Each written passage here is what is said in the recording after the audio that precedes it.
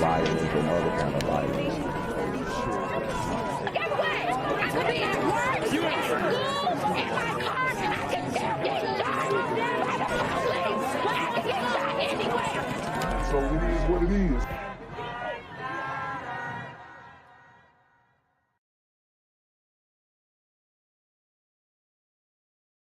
To begin tonight with breaking news. This is the scene along Stone Mountain Highway in Gwinnett County. We're told that officers found one woman dead inside a vehicle. Like I've told you guys before, women, children, they're not safe.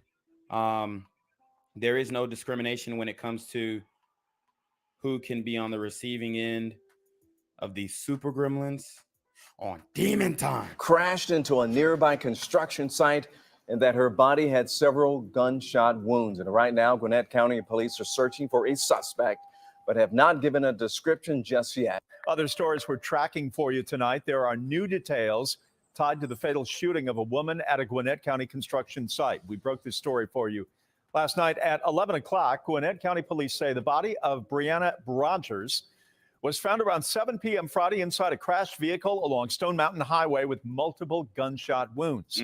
They also shared these pictures of the suspect, now identified. So there you have it. Indicators of demon time, face tattoo. He killed this woman for reasons we don't know yet, but I'm sure we'll figure out. I'm going to stay on top of it. And there are more details to come for sure.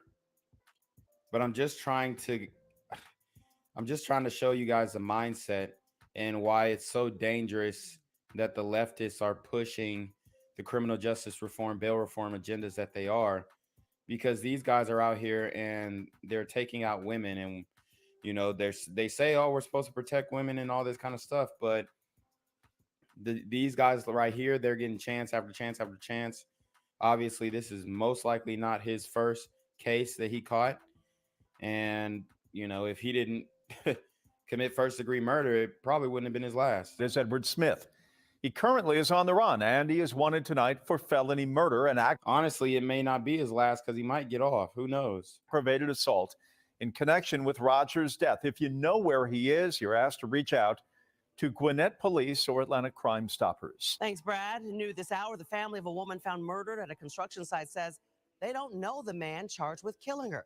Channel 2's Elizabeth Rawlings is live along Stone Mountain Parkway near Glen Club Drive in Gwinnett County. Elizabeth, as you might imagine, the family is devastated. Absolutely devastated and heartbroken. They can't imagine why anyone would shoot and kill their daughter here at a construction site. Edward Smith is now in the Gwinnett County Jail. Investigators say he turned himself in Monday night after being on the run for 3 days. He's facing aggravated assault and malice murder charges in the shooting death of Brianna Rogers. I spoke to her family, who lives in Indiana, via Zoom. I think my husband and I actually got some sleep last night. You know, the biggest fear was he was going to hurt somebody else. Right. Investigators. Wow. And they're, I mean, obviously they're not okay with it, but they're taking it pretty well. That's a little concerning. There's no outrage about this type of thing here. Murder charges in the shooting death of Brianna Rogers. I spoke to her family, who lives in Indiana, via Zoom. I think my husband and I actually got some sleep last night. You know, the biggest fear was he was going to hurt somebody else. Right. Investigators were called out to a construction site on Stone Mountain Highway near Glen Club Drive Friday night. It's a really tough thing. Okay, there you go. But I mean, what a horrible situation. Your daughter taken out by a man that you guys don't even know. Maybe she didn't know it, or maybe she didn't know him. Maybe she did. Who knows? But obviously not keeping the best of company. And unfortunately, this is what's going down in the Metro Atlanta area. As a parent to go through this. When they arrived, they found Brianna Rogers, who had been shot multiple times. She was lying on the ground next to an abandoned car that had been wrecked. Did y'all meet him? Did y'all know him? What was her relationship with him? Did you know? Honestly, we don't know. We'll find out more. We're hoping to find out more ourselves because we really don't know. Family members say Rogers was a daughter, a mother, a sister, and an aunt, and they can't imagine why anyone would do something like this. I want everybody to remember that beautiful smile of hers. And we're back out here live where family and friends have started a GoFundMe account for Breonna Rogers. We have more information on our website, WSBTV.com. We're live in Gwinnett County. Elizabeth Rollins, Channel 2 Action News. I'm near a corner of NLK and Frederick Douglass, where a shooting just took place. And as you can see, it's a pretty rough area. So I'm basically risking my life reporting on this madness. So make sure you do me a favor and hit the subscribe button. Like the video, hell, share the video, and make sure you go ahead and leave a comment down in the comment section to continue the discussion on how we can find solutions to all this son violence in the streets.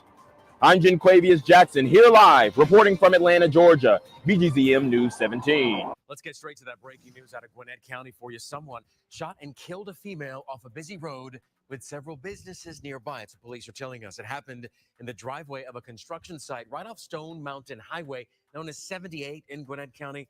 Channel 2's Veronica Griffin live on the scene for us right now. Veronica, what do you know?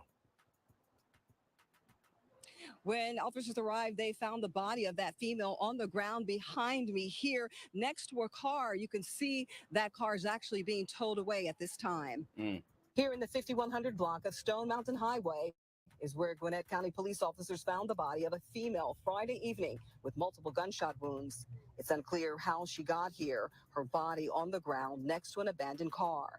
Detectives tell Channel 2 News it's also unclear who this vehicle belongs to and how it ended up here off the road and on a fence near a construction site. The victim's name or age has not been released at this time. There are persons of interest, but again, the investigation is still actively ongoing, so we don't have that information to provide at this time. The vehicle is currently being towed away. At this time, detectives are also still waiting on the examiner to pick up and identify the victim. Reporting live in Stone Mountain, Veronica Griffin, WSB Tonight. A live scene on this Friday night. Veronica, thank you so much for that live report. Meanwhile, we're going to keep you ahead of this breaking news and any new information we get overnight on WSBTV.com. Also, any updates on Channel 2 Action News Saturday AM starting at 5. Developing now at 5, the search for a man police say killed a woman and then dumped her body near a construction site. Channel 2's Elizabeth Rollins is live now on Stone Mountain Parkway, right near Glen Club Drive, with what we know about the victim. Elizabeth? Yeah, investigators found her body here at this construction site late Friday afternoon. It's unclear why they were in the area because investigators say they both were from Henry County. Gwinnett County police are looking for this man, Edward Smith. He's wanted in the shooting death of Breonna Rogers. Investigators discovered her body at a construction site on Stone Mountain Highway near Glen Club Drive. She had been shot multiple times. We believe there was some sort of a domestic dispute between the two, which led to an altercation, which then led to the shooting. Investigators say Rogers... A domestic dispute that led to a shooting. How many times have we heard this before? There's no reason why it should escalate to this point. The man needs to turn himself in. I'm glad they've identified the shooter, but it just seems like this type of stuff is heating up. It's not going nowhere anytime soon.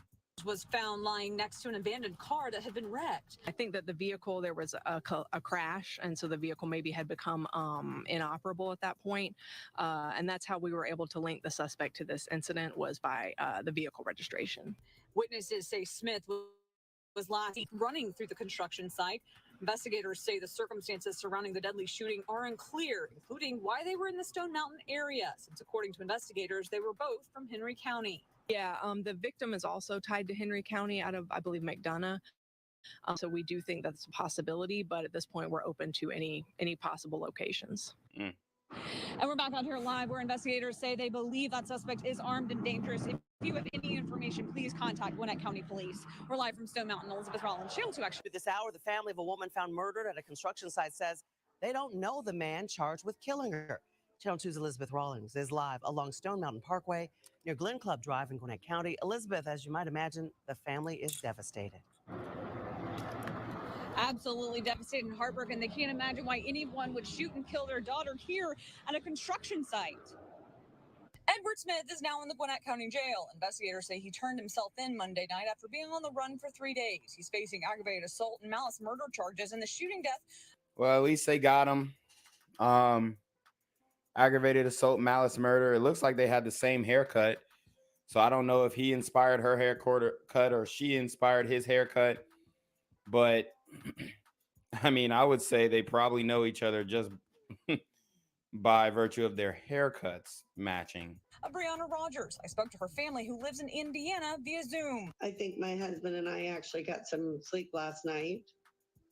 The biggest fear was he was going to hurt somebody else. Right.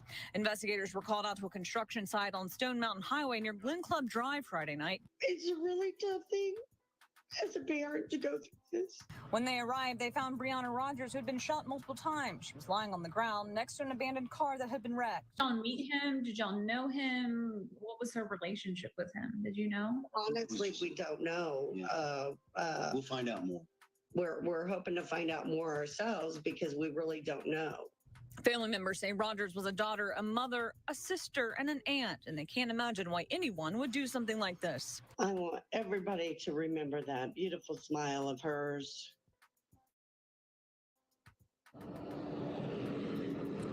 And we're back out here live where family and friends have started a GoFundMe account for Brianna Rogers. We have more information on our website, WSBTV.com. We're live in Gwinnett County. Elizabeth Rollins, Channel 2 Action News. Gang violence and other kind of violence. Get away! I could be at work, at school, in my car, and I can still get shot. By the police. I can get shot anywhere. So it is what it is.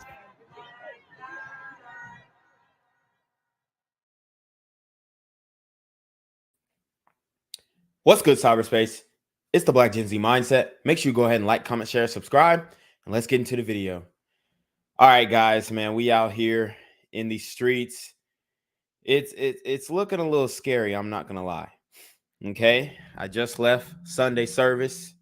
It was a late service today. They spoke about voting. They're saying vote blue. So that's what the black church is on.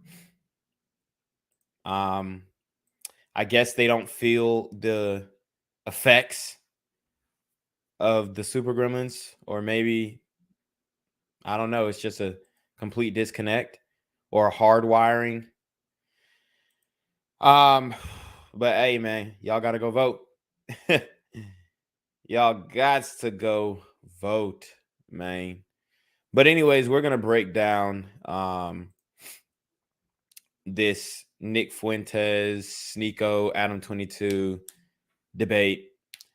And they get into some really interesting topics, which we're also going to bring in some news clips to kind of back up what's really going down out here in these streets. So be on the look for that. But this should be a fun one. Guys, hit the super trap, hit the Cash App, hit the PayPal. YouTube has significantly affected the growth on this channel. The financial support that we were getting from ad revenue. It's hard to get videos monetized with these, what they are calling controversial topics, even though there's plenty other YouTube crime blogs and chicks doing makeup and then talking about gruesome crimes using language that I don't even use, but they're not getting demonetized. They're not getting censored, and they're getting millions of dollars. Not saying that I'm looking for millions of dollars from YouTube, of course not, but you know, stop fucking with my shit. That's all I'm saying. But anyways, let's get into some background. So we're gonna just look at, I guess, a hot take of Nick Fuentes. I don't know everything that he said, but basically he's a race realist. I've heard the podcast before that we're about to break down, and he was making some valid points. We don't have to get into every single one, but I do just want to point out that when you're having these long form conversations, there's a lot said, and people are trying to justify their own opinions based off of fact or reality. So just keep that in mind. Don't shoot the messenger. If I react to something, I have to preface all this, guys, because I do read the comments and it's just so funny how emotional people get. But anyways, let's get into it. I guess this is supposed to be a controversial clip that he's saying. The headline is Nick Fuentes is thrilled about Republican racism. So we'll just watch this video and then we'll get into the full podcast. I can see the conservative movement is slowly coming back around to its implicit racism of the old days. Like I remember when Obama was president, there definitely was some thinly veiled, racism there. And sort of a xenophobia. You Muslim socialist, you're born in Kenya. And now that Ketanji Jackson Brown is a nominee, you're seeing conservatives are kind of coming, you're kind of getting a little taste of that again. And like I saw Charlie Kirk, for example, Charlie Kirk said, take a good long look at Ketanji Brown Jackson. This is what your country looks like on CRT. Okay, so I do want to address the Ketanji situation. The issue with Ketanji was not necessarily that she was black. I mean, obviously, she was chosen for the position that she's in. I believe her husband is like a banker, JP Morgan, I want to say. I can't remember exactly, but she's well connected. But her record on child intercourse offenders was suspect, very suspect. I'm talking light sentences, hitting the minimum sentences on some of these very real charges. And there were some good points that she made up, especially when it comes to the it's hard to talk about, but I'm trying to, shield it. The internet videos of underage individuals. Shout out to Alexander Barron with the €3 super chat. He's definitely outside with it. Hold on. Hello? Where we at? Oh, you want to know where I'm at? We outside! Yeah, so with Ketanji was more about her giving light sentences to child intercourse offenders. I think that was the biggest thing. Obviously, the selecting of her was really weird because it was surrounded by these comments of Joe Biden saying, I'm going to put a black woman in the Supreme Court, as if, he just thought that was going to be something that the black community would, grab onto and to increase votership, which it did, honestly. It did.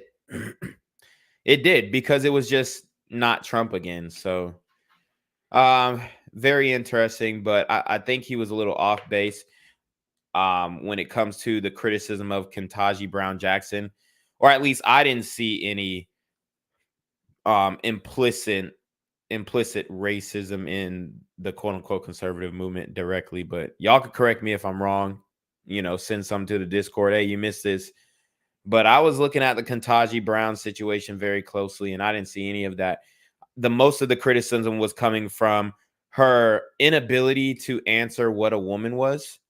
And what was it? The light sentencing for intercourse crimes against children. And a lot of liberals called them out for that. And they said, well, what exactly does that mean? What the hell does that even mean? It means, she's black. And if you're a white guy and you dream of becoming a Supreme Court justice, you're going to have to clerk for someone named Ketanji Brown Jackson. And so Charlie Kirk was like, he was like this close to saying, look at that black face. look at her black face and her name. That's what your country's going to look like. I love this video. Okay, so yeah, he was going hard. A nigga said black with the hard R. Okay, but that's a little that's just to preface here what we have going on. So we're gonna break this shit down. I think ultimately, I think that some of the things that he talks about are valid. Overall, I think he's just a goofy individual, but it's entertaining to some people, to a lot of people, actually, from the looks of it. And he was actually banned from a lot of social media platforms, which should he be banned? No, I don't think so. I don't think that the banning is crazy. I'm not with the ban culture. But anyways, let's get into it. No Jumper, coolest podcast in the world. And today, me, AD, and Flakko are going to be having a conversation with probably the most controversial person that we're ever going to talk to, apparently. Nick Fuentes. How you doing? I'm good. How are you doing? Pretty good. Sneako is supposed to be on this, and he may be joining us at some point. But yeah, we're in here today to have a conversation, at least in part because Sneako has been urging me to, I don't know, accept Nick Fuentes into hip hop. What are our stated goals for this podcast, Nick? Well, I think we're going to have a good discussion. Well, I know that you had on Tariq Nasheed recently, apparently to debunk me. You know, he talked about me and some of my views. So maybe we could talk about some of those things and recent news with Kanye. But whatever you want to do. Also, is this live or is this pre-recorded? This is not live. We're going to drop it tomorrow. Okay, I was under the impression this was going to be live. Are you live? No. Oh, okay. Well, that's great. Okay. So how would you say that? What's your overall opinion of hip hop? Let's just throw that out there. Let's get some Nick Fuentes opinions on hip hop. Well, I'm a fan. All right, this isn't really important right here. Talking about hip hop. Let's get into the meat and potatoes. There are white people, there are black people. All right, here we go. So no, I enjoy that. So you don't like to be called a white supremacist? No, I don't identify that way at all. Why not? Well, I'm Christian, so you know, there are arguments about genetics and things. Like, I think there's definitely a genetic reality to life about there are white people, there are black people, and there are Hispanic and Asian people. Like, races are real. But as a Christian, I believe that we all have souls as well. And so we're all equal in that sense before God. I think that there are differences between people as individuals and as groups, but we all fundamentally have an equality in the sense that we're all created. So Nick, you know what you're doing, and you know that people watching this at home are going to read between the lines. When you say race is real, they're going to take that as a dog whistle. I believe that's how they would use that phrase. Yeah. To indicate that you're advocating for race realism, aka black people are not as smart as white people and Asian people. Well, that's not really what race realism is, and I know that. Okay, I mean, but do we have to act like that's just like some bullshit? I mean, come on. Y'all know them Asian people be going hard in the paint, okay? Whether it's the time that they put in school, the study time, whatever. Overall, they're making better grades than everybody, okay? That's why they had to be discriminated against, you know, with the admissions to these Ivy League schools, because they put in the work and they have the capacity intellectually to, whether it's memorization, I don't know what the fuck they got going on in their head, okay? I think it's memorization. I think a lot of it is memorization, application as well in certain regards, for sure. Scientific proclivities that niggas just don't have, bro. I mean, that's just the reality of the situation. Like, and I'm not, we're better at different things. And that is the reality of the situation. Like, there's a reason why there was a movie called White Men Can't Jump. And although, you know, white men have the capability to jump and jump high, I mean, you got these hoop mixtape white dunkers who are, you know, jumping 11 feet in the air and slapping the top of the backboard. But overall, when you think of high flyers, you're going to think of black men. Okay. And that's something that we have to take pride in. You know, that's something that we have to stand on. Okay. It's nothing wrong with saying, look, we as a whole group are better, because obviously, you know, there's outliers in every race, of course. And that's how you have these really successful people of all different races. But when it comes down to the 1%, the people who are really getting to that 1%, you know, some of it has to do with your network, who you know, what deals you're willing to make, putting yourself in the perfect position, sometimes even going against your moral code.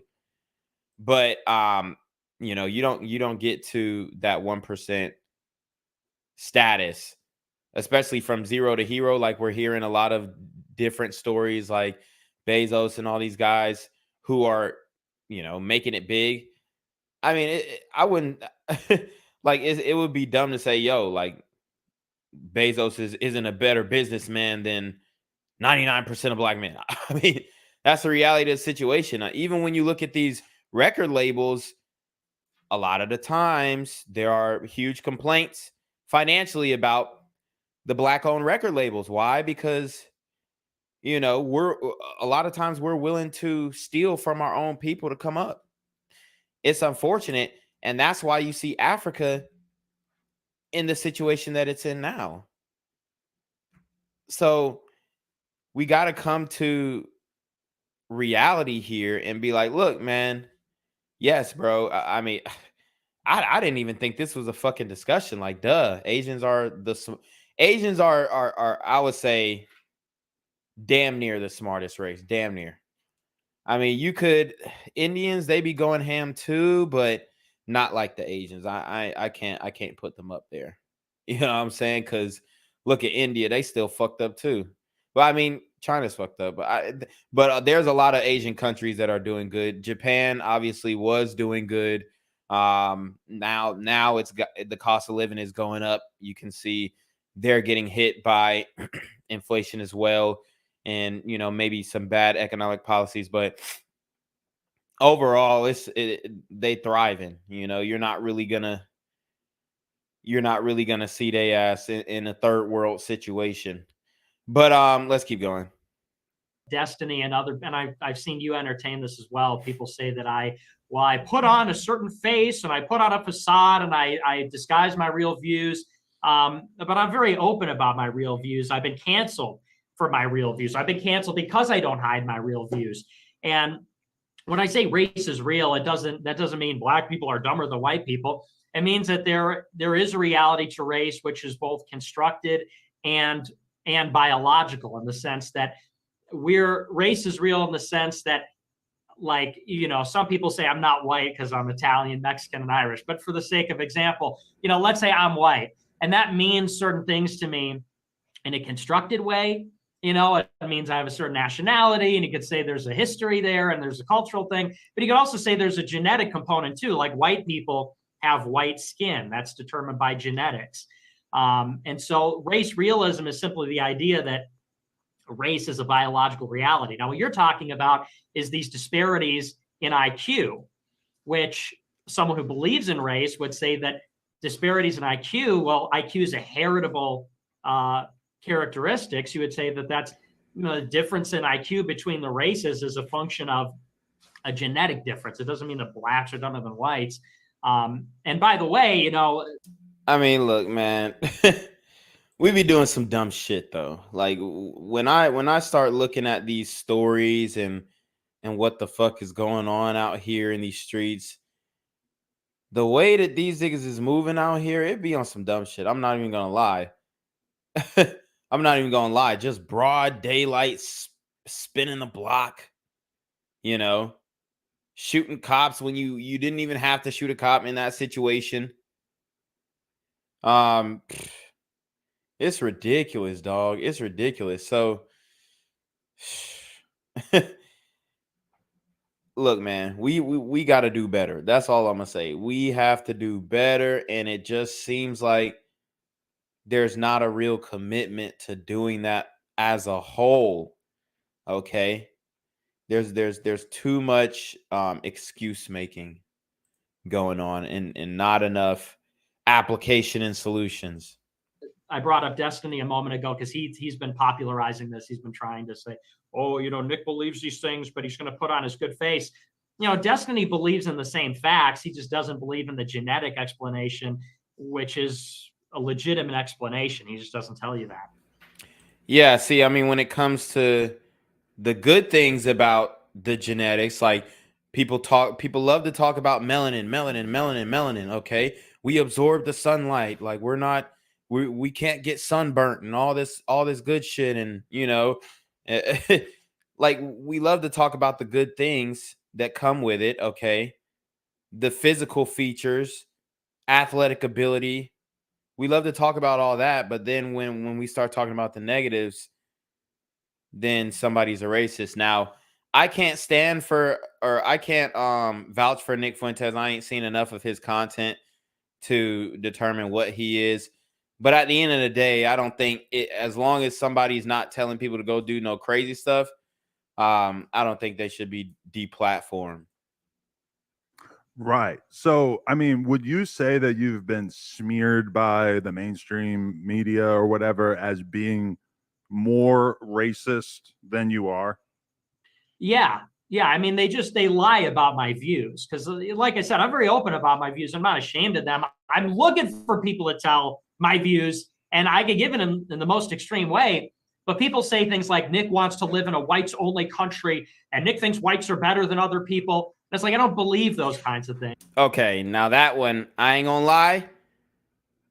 See, when you talk about a white man wants to live in a whites-only country, then, it's a problem.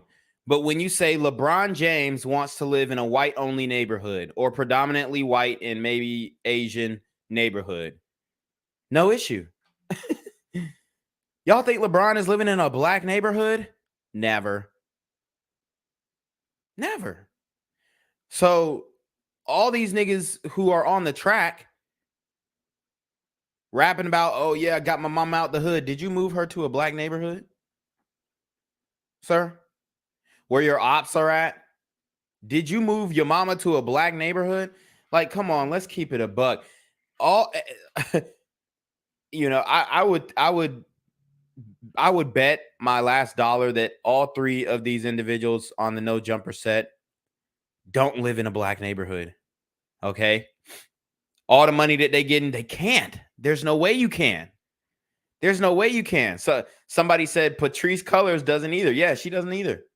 She doesn't want to live in a black neighborhood. She's doing $1.4 million of renovations on her property. You think she want 30 Ahmaud Arbery's to come and rob the construction site?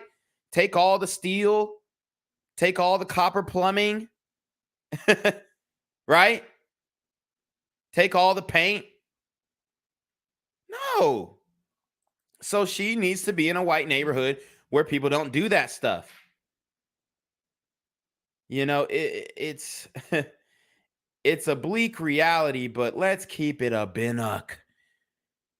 Unfortunately, we have not made it welcoming to live in an area where it's, predominantly sunny. All right. We haven't made it welcoming. Like I said, I'm in Atlanta. It's a body dropping damn near every day. Most of it is for no reason. Okay. And then the surrounding areas are hot too.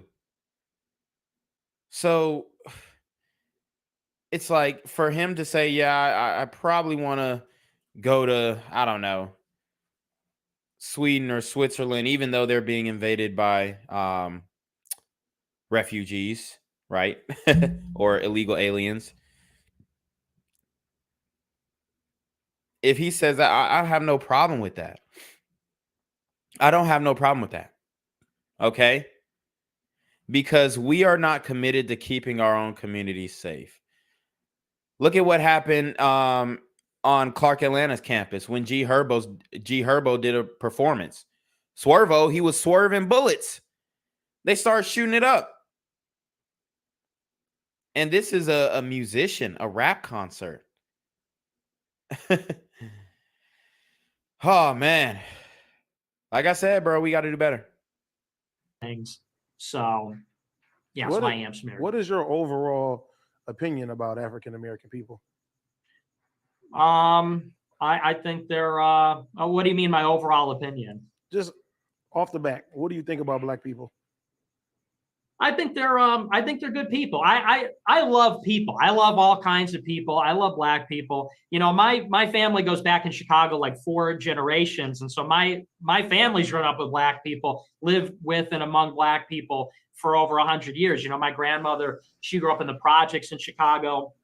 My parents, they ran a security school on the south side of Chicago, South Loop, where they train a lot of black people how to shoot guns and become security guards and cops and things like that. I grew up in the suburbs, so I didn't have as much interactions with black people as my parents and grandparents, but I think they're upstanding people. I like their art. I think they're talented.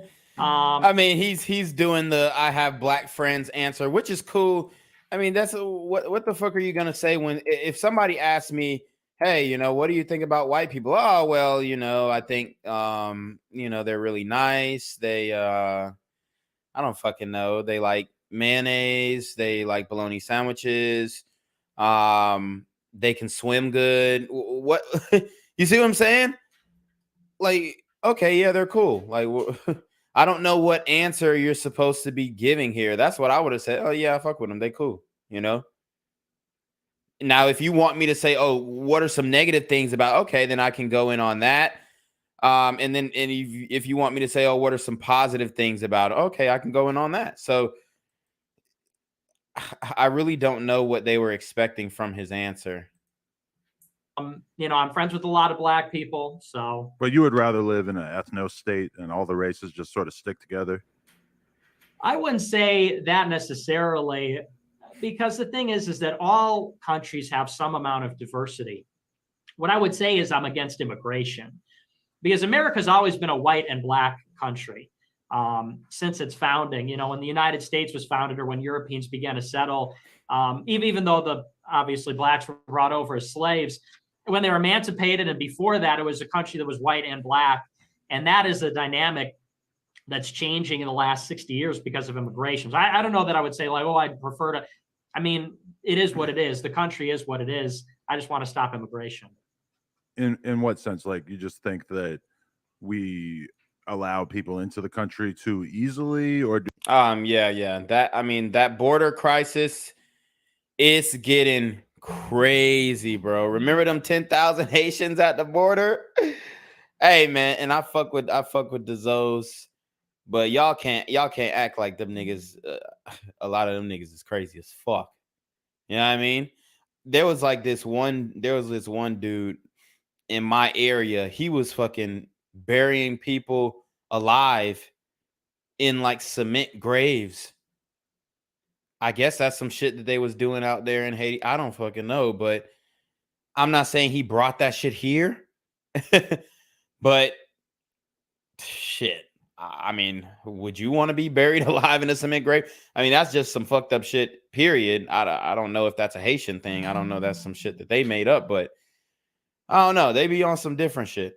Cyrus Cherry with the $50 super trap. He said, I think the problem is this. A lot of us been burnt by the community. I'm kind of to the point where I'm just willing to admit that I don't like the community.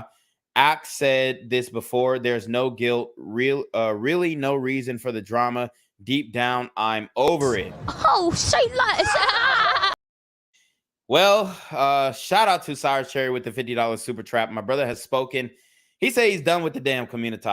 And, you know, I think like the older generation, even though, you know, they're still stuck in a certain mindset as far as the way that they're voting, we really was doing our thing as far as productivity with the older, I'm not gonna say boomers, but basically they were doing okay. Like, you still have some around here who are doing fine. Now you do have some boomer crackheads. Honestly, bro, it's just it's like they didn't fix the problem. That's the issue. But a lot of people, quote unquote, made it out. You know, a lot of people, quote unquote, made it out. But yes, especially the brothers who are good, who are trying to do the right thing, you're gonna get burnt by the community. You really are. And it's just something that you gotta live with, you gotta stomach, and then you gotta move forward knowing who you can really deal with like that. Do we not allow the right kinds of people? I've heard that argument that it's easy for like low skill workers to get into America and that they sometimes make it hard for like PhDs to stay in the country. It's just too many. That's the problem. Because the thing is, I guess I'll say it another way. I'm not necessarily against immigration, but we have now is like millions of people coming in every year, where you're getting tens of millions in a very short amount of time. And it's just changing how the country is fundamentally. Countries can have immigration. They can bring in, you could say, a lot of people without changing like the demographic composition of the country, which is what we're doing. Right. We used to have an immigration policy for a long time where it restricted the immigration groups based on national origins, and we would let them in waves, so they would come in and they'd assimilate. What we had after the 65 Immigration Act and the 1990 Immigration Yeah, the floodgates are open. People just coming in by the hundreds of thousands. And it's getting ugly. You know, the burrito gremlins, they doing damage too. They're doing damage too. And they bringing what they were doing down there in Mexico, they bringing that shit over here. Some of them, okay? Now, a lot of them are on their shit, no cap. Like, they really be putting in some work for real. So you can never you can't take away their work ethic. But, you know, out there in Texas, they're really seeing an issue with the Hispanic community or the Comunitino. Out there in California, you're seeing a big issue, you know, some parts in the Midwest. And obviously there's issues all around, but I don't have no solutions for them, me personally, because I'm not part of that community. I don't have no solutions for them. They gonna have to work that shit out on their own. But as far as the community, I could come up with something. We're not gonna like it, but it's going to be something that we can actually apply, and maybe we'll get into that later on in the stream. Act is they just opened up the spigot of immigration, and the people come and they just don't stop, and they come in bigger numbers every year, and it never relents and never stops. And what's happening now is it's just totally changing the landscape of the country culturally, in terms of the language, our identity as a nation. And that's honestly bad for everybody that considers themselves an American, I think. So, I mean, we can have low skilled people to address, you know, the labor needs, or high skilled people, depending on, you know, what you need. But bring in, you know, 100,000 people. Don't bring in like 3 million people in a year, you know? Right. What I will say is that when I see like a fucking refugee crisis, I'm just like, why is there any kind of pressure on us to allow any more people than we fucking feel like allowing into our country? Like, it's just not. Yeah, I mean, that's the reality of the situation. But see, this is what's going on, which is it's kind of a catch-22. So you have the military industrial complex, you have the regime change policies.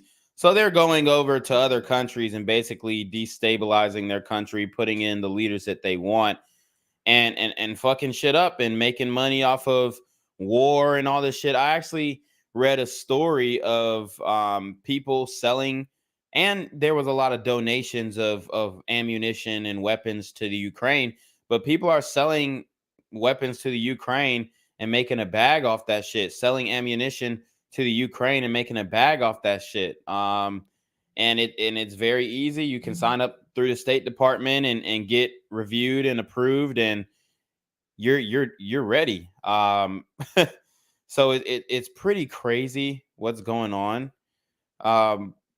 People are profiting off of war, of course, and that's why, you know, people are, oh, well, we're scared of nuclear war. Bro, there are projections that there's going to be a black market weapons and guns trade to quote unquote radical groups in these European countries for like 30 years. So they're not going to mess up the bag. All of this is just for the bag. Okay. So they can sell more arms, sell more weapons. you know, do a proxy war, but I don't think it's going to get nuclear, honestly. Like, that's just my honest opinion, because I've seen projections of ammunition sales and weapon sales, and it's just like, I don't think they're going to fuck up that money. You know what I'm saying? I think it's a lot of fear mongering going on for sure. But all in all, I think it's gonna be okay. Okay, we're not gonna get hit with a nuclear missile or something like that. From my personal opinion, maybe people think that I'm more optimistic, or I'm thinking more optimistic, but from what I'm seeing, the bag that's to be made off of this, it's just, I don't think they're gonna fuck the bag up for sure. It shouldn't be our problem at a certain point, and it's just crazy that we're expected to make this our problem, that people are just showing up and trying to come in. I don't know. And that's the question: is what is their government's responsibility? Oh yeah, so my point was, we're doing all this regime change shit, right?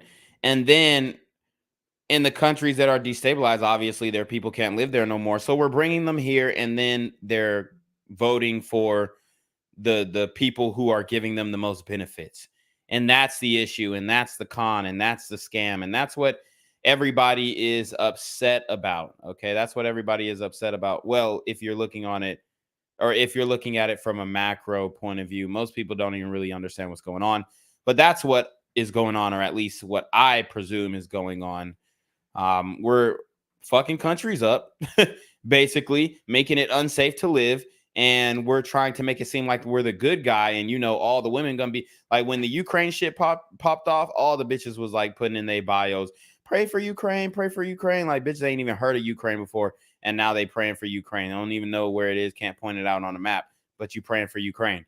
So like they automatically jump on the bandwagon. And then I did a story on them bringing 100,000 Ukrainians or something like that into the country. And then I think Hampton University, HBCU, was going to house a lot of them. So you have an HBCU who is supposed to be, you know, pro-black, housing foreign white individuals from another country overseas,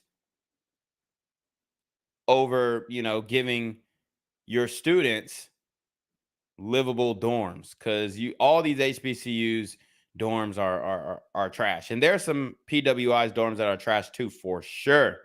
Okay, but when it comes to the HBCUs, the dorms, a lot of them don't even have AC. Like all my siblings went to HBCUs. You know, they got to do, but like I said, we got to do better. We got to do better by hours, okay? Because it's not looking good. Ability to their own people. Every time there's a government that gets toppled, or, you know, there's a horrible economic disaster or something, that like in Haiti's a good example. There's something going on right now. And the Haiti government collapsed because their government stole all this money. You know, they have this deal with Venezuela, where Venezuela loans them oil, and the Haitian government can defer payment for the oil, and they could sell the oil and then make money on it. And then they were supposed to use that for social programs. And the government just stole all the money. So then when the Venezuelan economy collapsed, they stopped exporting oil, and the fuel prices shot up. And now the Haitian government owes the money on the oil. And so now the economy's in free fall. There's gangs controlling the streets. And now all these refugees are coming to the United States and Central America. Look at this refugee right here. Gang. We talk about Haitians. Yeah. Yes. I say. Sneako, welcome to the gang, I guess. All right, so Sneako is another guy who got banned, deplatformed from most social media apps. So let's get it. Yeah. Not a gang. I'm not in a gang with Nick. I'll take that back. I'm in a gang with Nick. You are. I'm in God's gang with Nick and Ye. Jesus gang. I'm glad that you're back. Well, you guys, AD will agree with you on that. He's a big God guy. Oh, definitely. Yeah, but what do y'all think? What do y'all think? Is there a Jesus gang? If Jesus came back, would he have a gang? Would he call it a gang? No, I'm just kidding. I'm glad that Sneako is here, because this was all his plan. I think that the whole theme here is basically Sneako saying that Nick Fuentes should be normalized and treated like a part of acceptable society, And that's what we're trying to hash out today. He should be. And I think now that Ye is getting canceled and that he just signed with Parlay is proving the fact that if you talk about a specific group, that you will automatically be deplatformed. And you saw, I don't know if you talk about what happened with Nori, but Nori went on every fucking radio show apologizing for someone else's comments because all Ye said was he's jealous of Jewish power. That's as far as it went. And then even if someone's That's a on nice your view platform, of what he said. He actually said something like way more aggressive than Yeah, so when it comes to the Kanye situation, him talking about the small hats, you know, I really wish that he would have named some names, bro. You need to put a name on it. Now, me personally, I'm not going to name some names. I know some names. I mean, we could name some names. When it comes to the music industry, I mean, I think it's pretty well known that you got Leo Cohen, you got who's the white dude I guess he's a small hat individual who signed Chief Keef. What's his name? He works for what's that fucking record label? On the tip of my tongue, starts with an A. Atlantic. Atlantic Records. Let's see. Or no, it's Interscope, my bad. Hold on. Let me get his name really quick. If y'all know it, put it in the chat.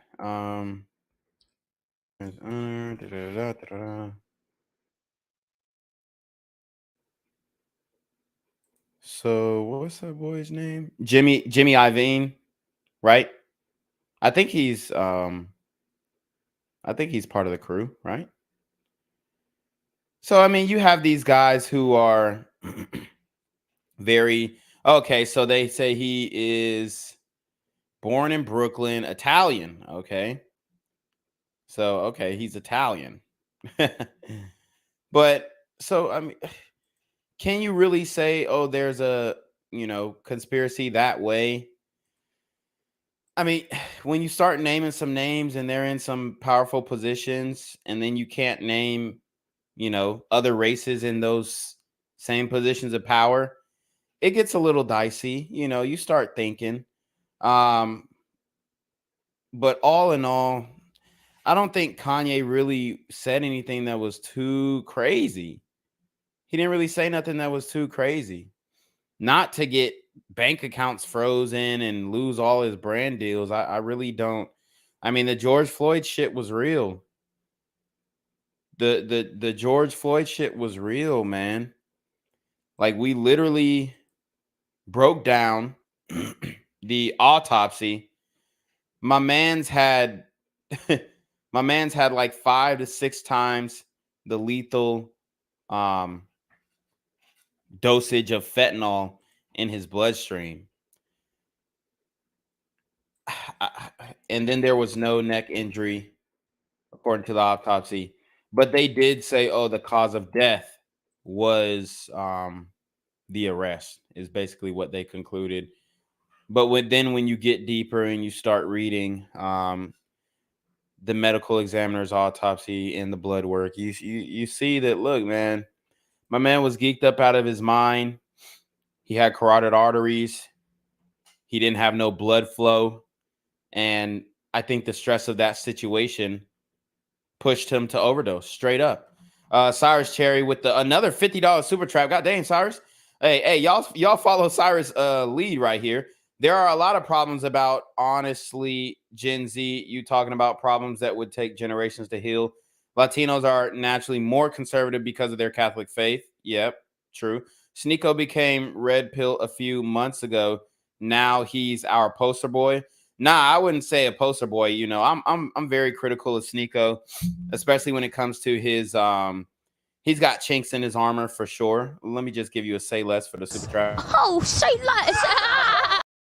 He got chinks in his armor. I don't agree with everything that he's saying. I wouldn't say he's a poster boy. And like I said, I don't I can't stamp Nick Fuentes.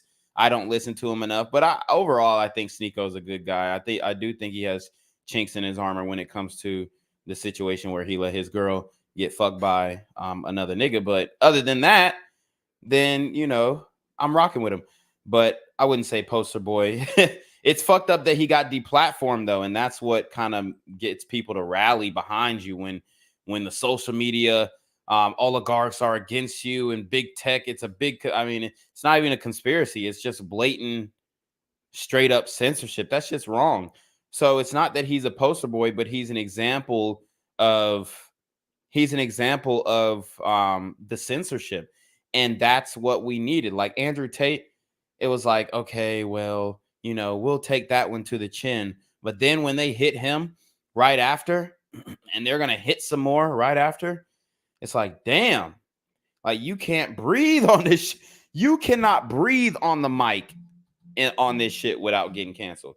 Shout out to How Dare You with the $9.99 super trap. He says, salute, brother. Appreciate that. Oh, say less. Yeah, but it was all because of the George Floyd comments. That too. I think like the Jews stuff almost got pushed to the background in favor of people really trying to cancel him for the George Floyd shit. Nah, hell nah. No, I think the 100%. Jewish stuff was definitely like the prominent issue there, right? I think they're both issues, but I just felt like I saw a lot more people honing in on the George Floyd shit. I've never seen anybody, you know. See, the George Floyd shit was an excuse. The George Floyd shit was to give Black people a sense of validation. Like we feel like we canceled Kanye. Let's keep it a buck. Black people feel like they canceled Kanye, and on some degree they did. You know, he was beefing with P. Diddy, okay, and when he was on Nori's podcast, we all know Diddy is involved in Revolt, and Drink Champs is signed to Revolt. So obviously Diddy had beef with Kanye, and he had the video taken down. But Black people feel like we got Kanye canceled because of George Floyd. That's why they gave you the George Floyd shit on social media, and then the, you know, potentially small hat individuals freezing his bank accounts, because to freeze a nigga's bank account is crazy. That's wild. That's why he needs Bitcoin. Shout out to Romer Dubois with the $10 super trap. He says, shout out to Cyrus Cherry for the $100 on God, bro. Hey, we really appreciate it. Hold on. Yeah. Hello? Where we at? Oh, you want to know where I'm at? We outside. And then shout out to Innate Ways for the $10 super trap. He says, salute fam to the host, chat, and mods. Yes, sir. So let's keep going. Like, quote unquote, getting mass canceled for being quote unquote racist, right? In terms of somebody Black right now, I believe that Kanye, especially like this morning with Hot 97, they brought him on to like address like his statements towards like the goddamn, my nigga sound like you know.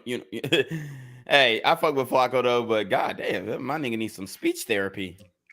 You know, like the quote unquote like Jews, right? Not right, but no, here, right. But look at this though. Again, but the main issue was Kanye was quote unquote anti-Semitic, and he got canceled for that. And then Kanye went on Drinks Champ. My nigga said anti-Semitic. Semitic, my man, Semitic. It pretty much doubled down on you know his takes on Jews, and that's what I think the issue is, bro. And again, like me personally, I don't think that Revolt or you know or like IG or like YouTube is out here canceling Kanye because he said some racist shit. Bro, we don't know if the Drink Champs interview was removed because of Revolt making the decision or YouTube deciding to remove it. Although if YouTube might have said we're gonna remove it if you don't remove it, or Revolt might have just done it on their own accord. Yeah, it was probably Nori's publicist. His manager called him up and said, it though. But Ye was wilding. Yeah. Ye was talking crazy about the Jewish power. Yo, shout out to Jacqueline for the $5 PayPal. But yeah, I mean, I've already explained why Kanye got taken down. It was partly they used the George Floyd excuse because they didn't want him talking about the small hats. Because I mean, he's a billionaire, so he's got a lot of money, and he's the ops right now. To all the other billionaires, he's a fucking op. You see what I'm saying? So you know, we'll see what goes down. I hope that Kanye, for one, gets his mind right, because even though I like some of the things that he's talking about, I don't think his mind is in the right place. And then he tries to make these analogies and connections, and it's just like, bro, you're trying to compare. I don't know. It was like one thing where he tried to compare Virgil to George Floyd, and he was basically saying that they might have ended Virgil, or something like that. And he was insinuating that maybe these fashion corporations had something to do with Virgil's death. I mean, those are some crazy claims if you don't have any evidence to substantiate that. So what you need to do to protect yourself and your bank account right now is delete the video and go on every single radio show and apologize, or else they're going to come after everything and all your money.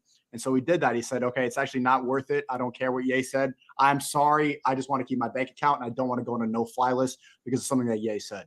Well, it is weird if you're Nori and Kanye just start saying like, well, George Floyd died of a fentanyl overdose. And I mean, you're not the fucking coroner. Like, what do you know? Like, I mean, you don't have to be the coroner. All you have to do is read what the medical examiner's autopsy said. I forgot the exact name of the MD who did the autopsy, but we did the whole live stream on it. We did the whole live stream on it. If you want to go back and check that out, we read the whole autopsy. Bro died of an OD. I'm sorry, man. I'm sorry. Okay, it is what it is. My nigga was wilding. He was acting a damn fool, and he had too many drugs in his system. Like how is Nori supposed to respond to that? Stick to the science of it, though. Yeah, they said that he lost his life because of a lack of oxygen. But does Nori have these facts memorized? Yeah, he had a lack of oxygen because it was the blood flow. It was the blood flow. Like his arteries were. It wasn't because of the lack of oxygen in his neck, because we saw that there were no damages internally, even through layers and layers of muscle tissue in his neck. There were no physical damages to the structure of his neck. The only, I think they broke a rib from doing CPR, and that's kind of standard. But my man, he was good, bro. It was just that he didn't have no blood flow because he was so high, and he lived an unhealthy lifestyle. And you know, my nigga had high blood pressure, all that shit combined with the drugs. It's not a good combination. Like, your body at the end of the day is chemicals, and if you mix the wrong chemicals with pre-existing conditions, right? We were talking about pre-existing conditions throughout the whole pandemonium, but now when it comes to George Floyd, we can't talk about pre-existing conditions, okay? Like, I'll put it like this: if you got diabetes and then you're having, you got like an insulin shortage and you're having an attack, and then you're getting arrested, it could cause you to go into cardiac arrest. Now, that doesn't mean that, oh, because they arrested you, they killed you. No, it's my nigga, you had a whole bunch of different shit going on, and then you got yourself in trouble at the same time. And you know, y'all know tall niggas die faster anyways. And he was a big guy, okay? He was a big guy, and there was some irregularities with some of his internal organs as well when we looked at the autopsy. So those could have been factors too. You can't come to the conclusion that, oh, it was just the knee on his neck, especially when there were no injuries to the neck. It's like, that's why it's awkward, and that's why people say that we shouldn't platform people like Nick Fuentes. He's too smart. Because they're just going to say some random shit and we're just going to go along with it. But the more specific accusation about Nick is that he is basically bundling up his white supremacist ideas in this nice sports coat and everything, and that he acts real cool. Hey, I love black art. Yeah, Nas is cool. And that's what I like. That's what people are going to fucking destroy me for, is if I am not perceived as being aggressive enough towards Nick. And I seen some shit today, and I said, you know what? I usually don't do my homework and shit like that. Okay, so we just listen to what AD said. This is very important. We just talked about how Asians and whites are smarter than blacks. And listen to what the fuck just, and I like AD. I really do. I don't like the justification of the criminality in the community, of course, but I think overall, like, he has a cool personality. Like, he's a cool nigga to hang out with and shit. But at the end of the day, we were just talking about how Asians and whites are, you know, on a grand scale, you know, smarter than blacks. And then this man just said out his mouth, I usually don't do my homework, but like, bro, that was not something that you admit when you're trying to have a discussion about race realism and IQ. Like, you don't just come out and say, well, I didn't do any homework, but black people smarter than Asians. Like, bro, it just doesn't sound good. Seen some shit today, and I said, you know what? I usually don't do my homework and shit like that. I seen some shit today that made me disgusted as an African American. Well, today. lay it out there, AD. All right, so Let's go. for one, you said you never seen black people jog before. Now that's funny, but you know, we all know that white people definitely do a lot more of the jogging, especially white women, for sure. You know, I can admit that. I don't really have no problem with that. They do a lot more of the jogging for sure. But me personally, I'm a guy who's in shape, I'm fit. I do a lot of jogging. So I don't particularly take offense to that. But when I am on my jogs, I'm going to keep it a buck. I'm going to keep it a buck. I don't really see brothers and sisters jogging like that. I really don't. Now, I'm not saying that they don't jog it off. Of course not, because I jog. But I don't really see them like out and about running, especially when it gets cold. Like ever since the temperature hit about 50 degrees, a lot less people been jogging. And now it's like, I mean, it's Snow White out there in these jogging streets.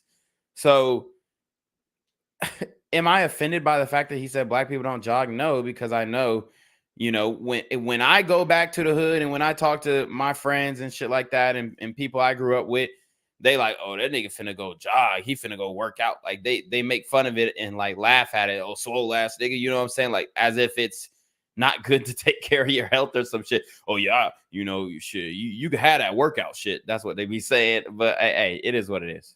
I'm at Arbery. Nah, You were it's not disgusted funny. by that. Yeah, Well, I'm white disgusted people by that jogging because- is a white people activity. No. But in the sense of Ahmaud Arbery, you know what I'm saying, the way he lost his life because jogging in a neighborhood and in some, you know what they did to him. That's okay. So let's talk about Ahmaud Arbery. Definitely the McMichaels went overboard for sure. Okay, they stepped out of pocket. They're not the law. They went overboard. But Ahmaud Arbery, okay, things that are working against them. And this is what I'm upset that they didn't bring this up. You got to be real. With Ahmaud Arbery, he had a history of not only not being able to control his temper, but interactions with law enforcement that, you know, presented him in a very negative light. There are videos of Ahmaud Arbery, which, should I even bring it up? You know, we might need to bring it up. Because people have not seen this, although I know y'all have, you know, but for the newer watchers, you guys haven't really seen this. There are videos of Ahmaud Arbery. For one, I don't know what the fuck he was doing, chilling in the train tracks, bullshitting, you know what I'm saying? Not being where he's supposed to be, acting a damn fool with the police. I mean, it's a shame. And then there's videos of him robbing a Walmart with a whole bunch of young niggas. Like, I'm talking about niggas as young as 13. It's a grown ass man. Shout out to Cyrus Cherry with the $5 super trap. He said, dude, I spend too much time outside. You know, men in the community wear jogging outfits all the time, but never jogging gray sweats with no underwear. Gen Z, make it stop. Oh, say less. Yeah, man. I mean, we ain't really out there jogging like that. That's just the reality of the situation. But I do want to show this video of Ahmaud Arbery to kind of give context to the type of individual that he was. I'm not saying that he deserved to die in the way that he did, but what I am saying is his actions caused, because I'm telling you right now, like if somebody stopped me from jogging, especially at gunpoint, I probably would run.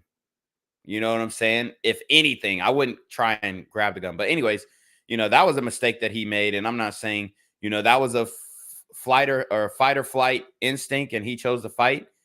and shit. That nigga got shot, unfortunately. But my nigga was wilding out here in these streets. So let's watch. I'm not asking you. Just don't reach the car, man. Hand out your pocket. Hands out your Hand out pocket. your pocket. Down. Warning, down. Stay on the ground. Just stay on the ground, okay? They tried to tase him. That nigga ate that shit. So let's watch. So he was chilling. That's a real awkward.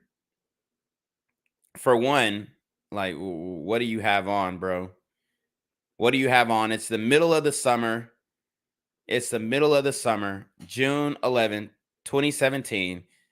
My nigga got no shirt, a puffy jacket on, two, because these are underwear, shorts, and then sweatpants. So I don't know what the fuck going on. You're not dressed for the weather, obviously. And then you're just like along the train tracks in this weird, I guess, pasture. It's not a good look. That's all I'm saying. It's not a good look, bro. You off work today? They're just rapping in the park. Gotcha. You got an ID on you, man? He said he was rapping in the park. Rapping? Nigga, what? With what studio equipment? With what microphone? With what laptop?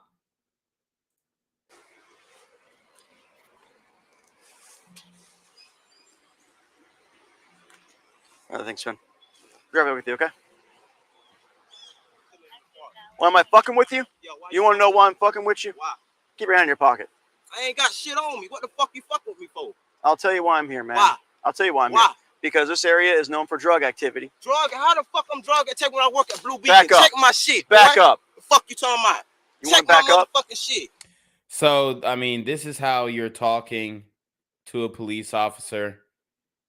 And we're presented the idea that black people are scared of the police, right? And it's like, dog, my nigga is talking very reckless to the police.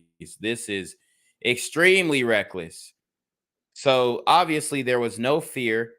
Why you fucking with me? What the fuck you doing with my shit? Da da da da. I mean, popping off at the police officers. It's uncalled for. It's unnecessary. If you're innocent, just chill. Say, oh, okay, well, I didn't know it was known for drug activity. I'll move along, or I ain't got no drugs, and keep it moving. There's not really much else they could hold you on. And these are the de-escalation tactics that I talk about that the community is lacking. Oh, what? Turn around and put your hands on the car. Wow. Turn around, put your hands on the car. Watch out, bro. Don't Turn touch around, me, put your hands bro. on the car. I'm checking You you ain't for got no weapons. reason. I'm checking you for Check weapons. You got no reason to touch me, bro. I'm not searching you. I'm checking you for weapons. All right, man? You don't have any warrants? Weapons, bro. I know, but you're coming up on me. Making me kind of nervous. Okay? You bothering me for nothing. You can't go in my car. You're not allowing me to search your car? You can't go in my shit. I'm not asking you. Just don't reach the car, man. Hand out your pocket. Hands out your pocket. Hand out your pocket. Down. Warning, down. Stay on the ground. Just stay on the ground, okay? Keep your hands out. And obviously, this isn't the full footage. There were jump cuts, but I just wanted to show you that clip where he did get the attitude with the officers. I mean, that's a very weird position to park your car, for sure. I mean, in a park, since when do you park your car on the grass in a park? That makes no sense. Hey, guys. Y'all come here for a second. All four of you. How old are you guys? 15. So look, he got the same jacket on. The same jacket. And he is with these young ass kids. Bro, what the hell are you doing, bro? The hell are you doing? Same year. This is December 1st. Same year, 2017.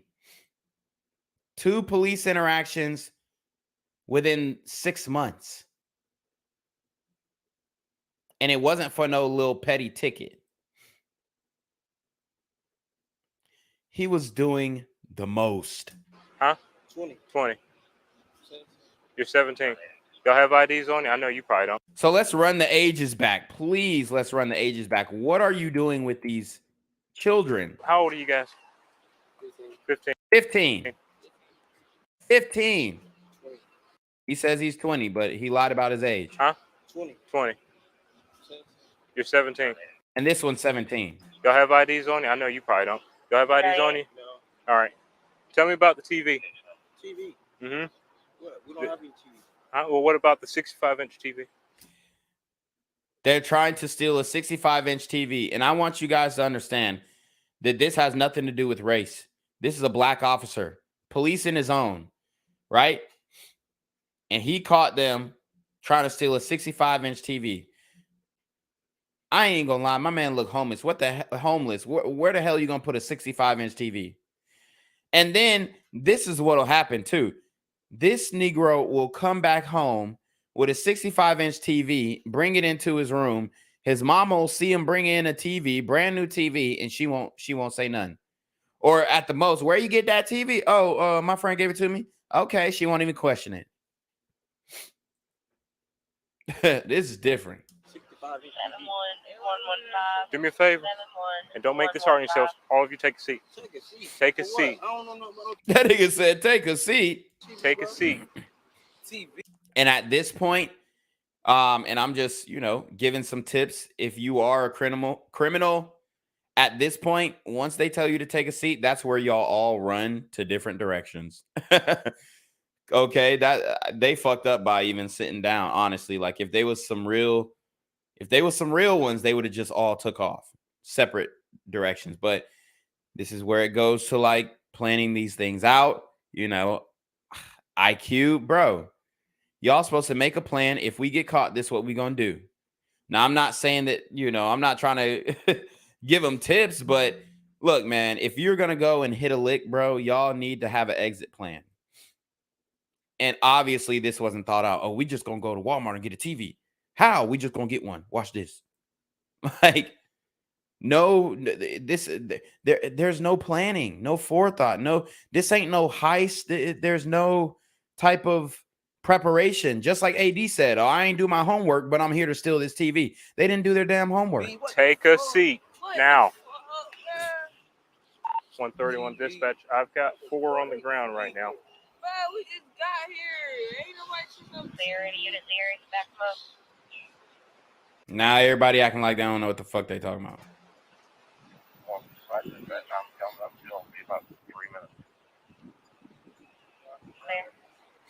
I've got a unit with the college out here with me.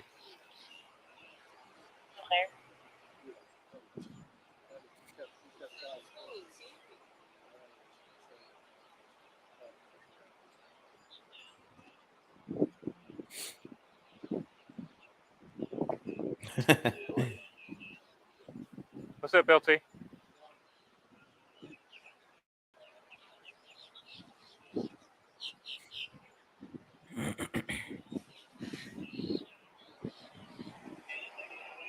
All right. So it's that one right there with the fur jacket. Okay. Yeah. Okay. He's old enough. He's 20. The other, he's 17. These two are 15. They were inside the store, though? Yeah. Okay. You went inside well? And on the patio riding bikes. Mm-hmm. Okay. So those 3 trespass. Him's going to be trespass. We're going to take charge. What we do? We're just right looking at the bike. We tried to roll the TV out. So he said we was just looking at the bikes. Bro tried to roll a TV out. They were riding the bikes, I guess, trying to do a distraction, which, like I said, bro, if you're going to hit a lick at Walmart, you got to think about it way deeper than this. Yeah, no, that don't work. I have my thing, bro. I had my thing, bro. No, didn't have no planned excuse, no planned alibi. I just had my thing. Like, come on, dog. I have my receipt. Where's that?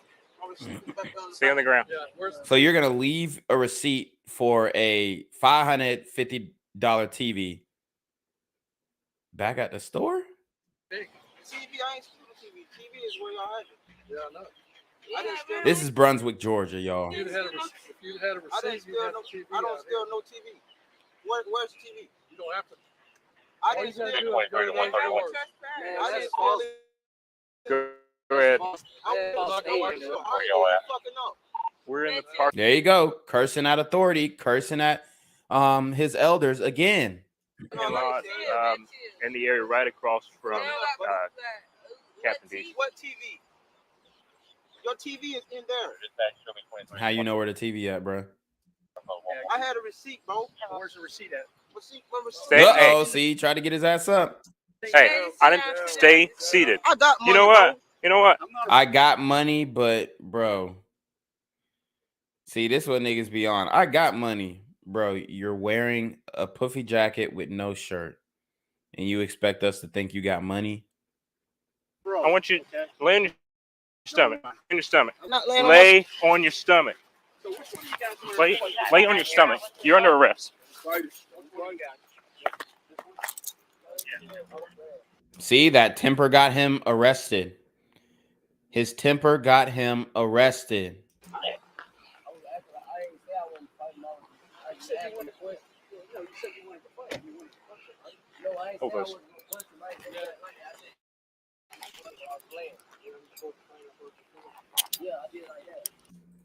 God damn, Cyrus Cherry, you dropping bombs on me, man.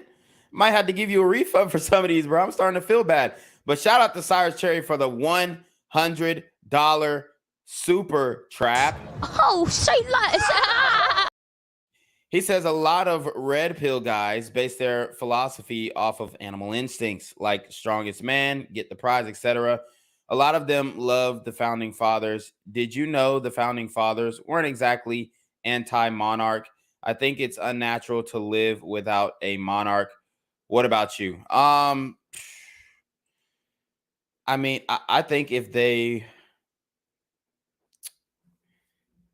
when it comes to like having monarchy and all this type of stuff, I mean, that's basically what we have anyway. I mean, these politicians, they have more power, and then they think that a lot of times they think they're better than you. So I think what we did was kind of, it's centrally decentralized, if that makes sense, where like everybody kind of gets to be their own king of their little kingdom. Like you have mayors, you have governors, you have senators. So it's like you get to be a king of your own little kingdom, you know, throughout the United States if you hold this political office. So, I mean, the way that it's set up, yeah, of course, it just because you don't call them kings and queens doesn't mean that's not what they are. Okay. Like the president is the king of the United States, basically. I mean, that's just the reality of the situation. I mean, unfortunately, right now, our king is asleep at the wheel, but that's all we got. Okay. They put an incapable king in there, but because there's so much structure in the system, it can still function with a man who, you know, pretty much can't even say his ABCs.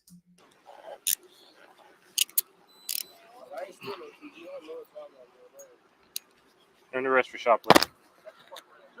Yeah, you have the right to. You have the right to remain. Check the flag in his back pocket. What flag is this? Is this who's claiming this? Is this GD? Is it what is this? Is this BD? I don't know what it is, but it ain't red and it ain't blue. So, I mean, who's claiming Ahmaud Arbery? What set was he rocking with? Ain't silent. Anything you say can't be used against you in a court of law. You look like a gray bandana. But he said, when y'all see my money, y'all gonna be like, what are we gonna be?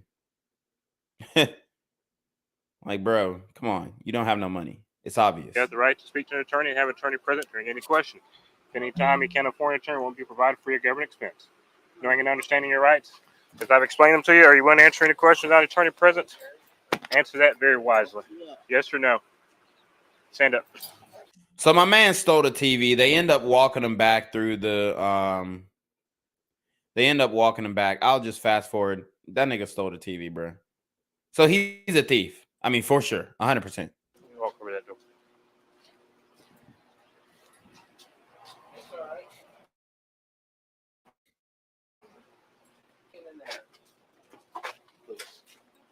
Y'all go to the right. To the right. Back through there. Where that camera and use sign is, go to that door. Yep.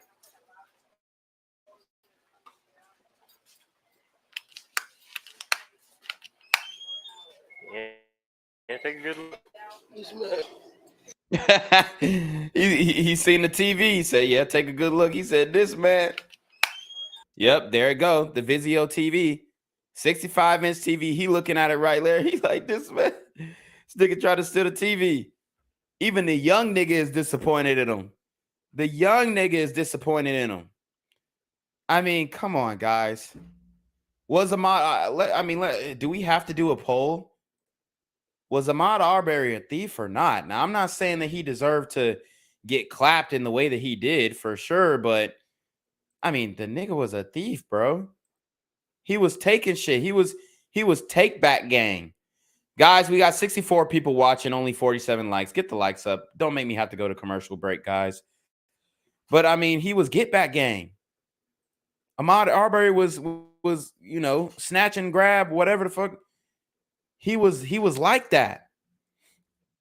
Okay? He was like that. So you have to take that into account. Like, he had a corrupt moral compass. Like I said, it doesn't mean that he deserved to die in the way that he did. But at the same time, we have to make sure that we're not telling lies in the actual narrative, because that is what makes people not want to empathize with you at all, for you not to admit the facts. Everybody knows that what the McMichaels did was wrong. Okay. They shouldn't have engaged him. They're not the police. They could have followed behind him. He was on foot. There are a lot of different things that they could have done. Okay. But let's put in the let's see. Let's put in the poll.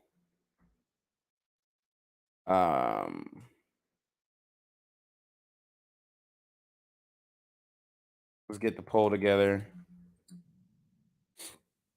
All right, guys, vote on the poll. Was Ahmaud Arbery a thief? And the options are yes, he was on demon time, or no, he was a saint. So we'll see what the people say. Guys, like the video, get the likes up, share the video to some of your closest compadres, okay? But even the young nigga was like, "Yo, this man," okay, because he saw that Ahmaud Arbery was in the wrong. So we have to be realistic about what actually happened to Ahmaud Arbery. And the reality is, yeah, he might have been on that construction. I mean, it's not even a might at this point. He was on that construction site to hit a lick, to see if he could find something that he could come up off of. All right. And if we acknowledge that and get rid of the jogging narrative, then we can say, oh, this is vigilante justice. And I know they're already saying it was vigilante justice, but we can more justify the fact that, yes, he was in the wrong, but he didn't deserve to die in the way that he did. But now when you start saying, oh, he was innocent, he was jogging, it's like, no, bro, no. You got to be realistic.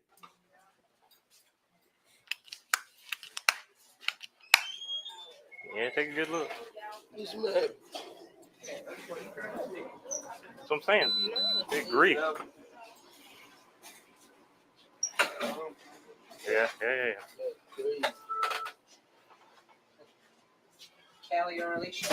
That nigga said that's crazy. So I mean, basically, he snitched right there, honestly.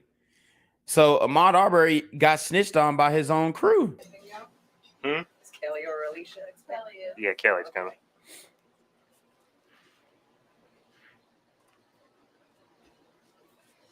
You mind if you take a seat right here? Take a seat. So obviously, Ahmaud Arbery was a thief. We've established that. There's no doubt about it. There's no question. Like, he was a thief, bro. He was a thief, and we have to be realistic. Community, we have to be realistic, and that just goes to another point. Sisters, Come get your kids. Okay, you know this man has a problem, but what are you gonna do about it? It's fucked up. You know what I'm saying? I'm a black person. I don't look like I jog, but I jog. AD.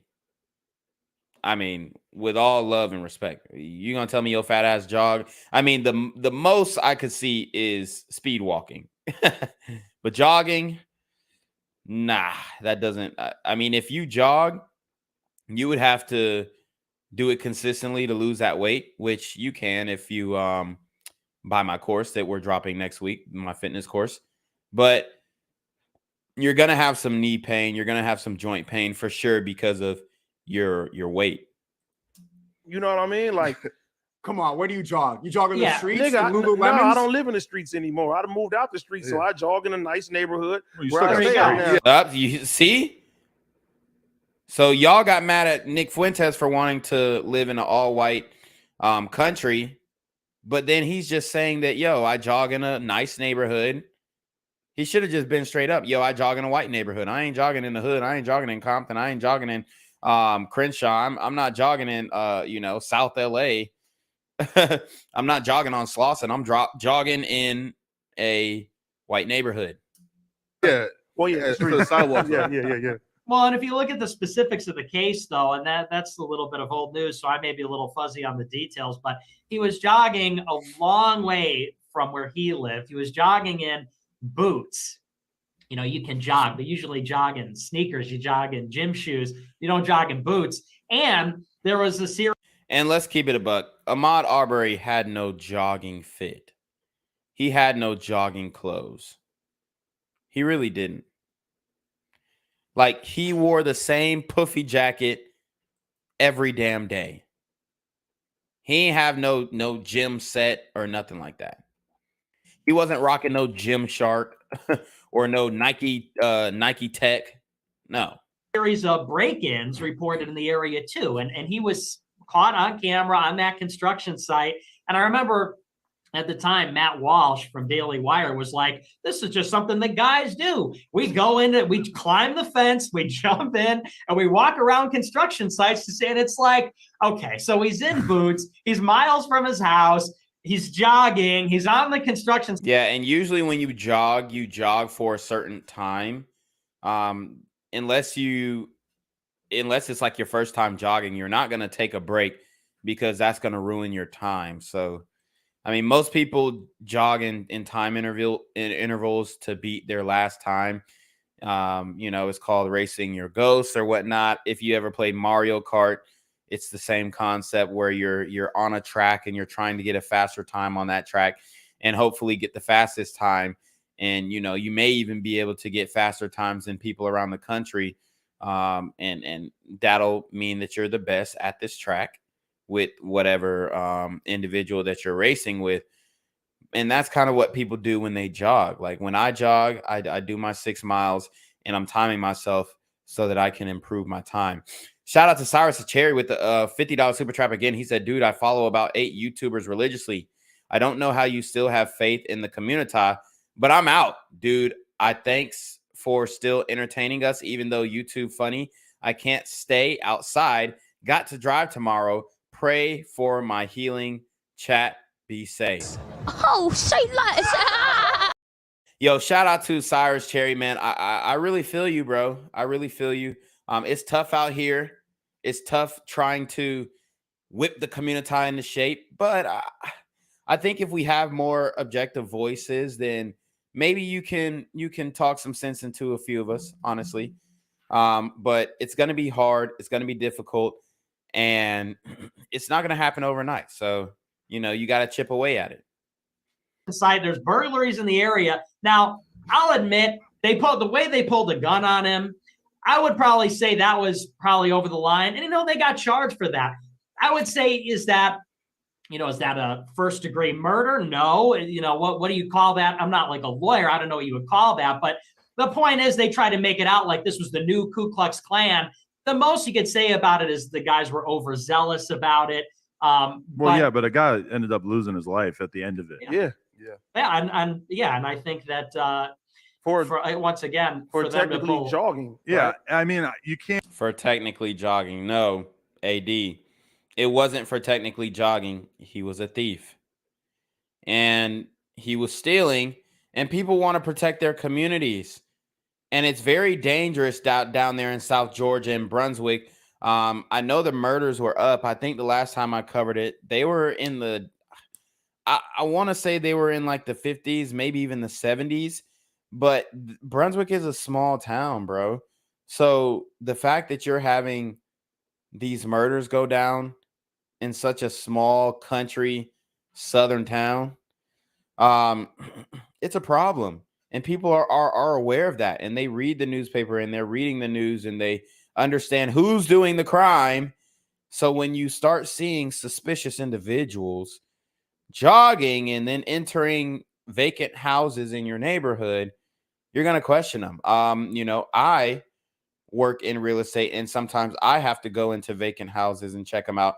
And sometimes the neighbors, they're nosy. They come out there and they question me, and I say, hey, I'm with this company. I give them my card, and it's no problem.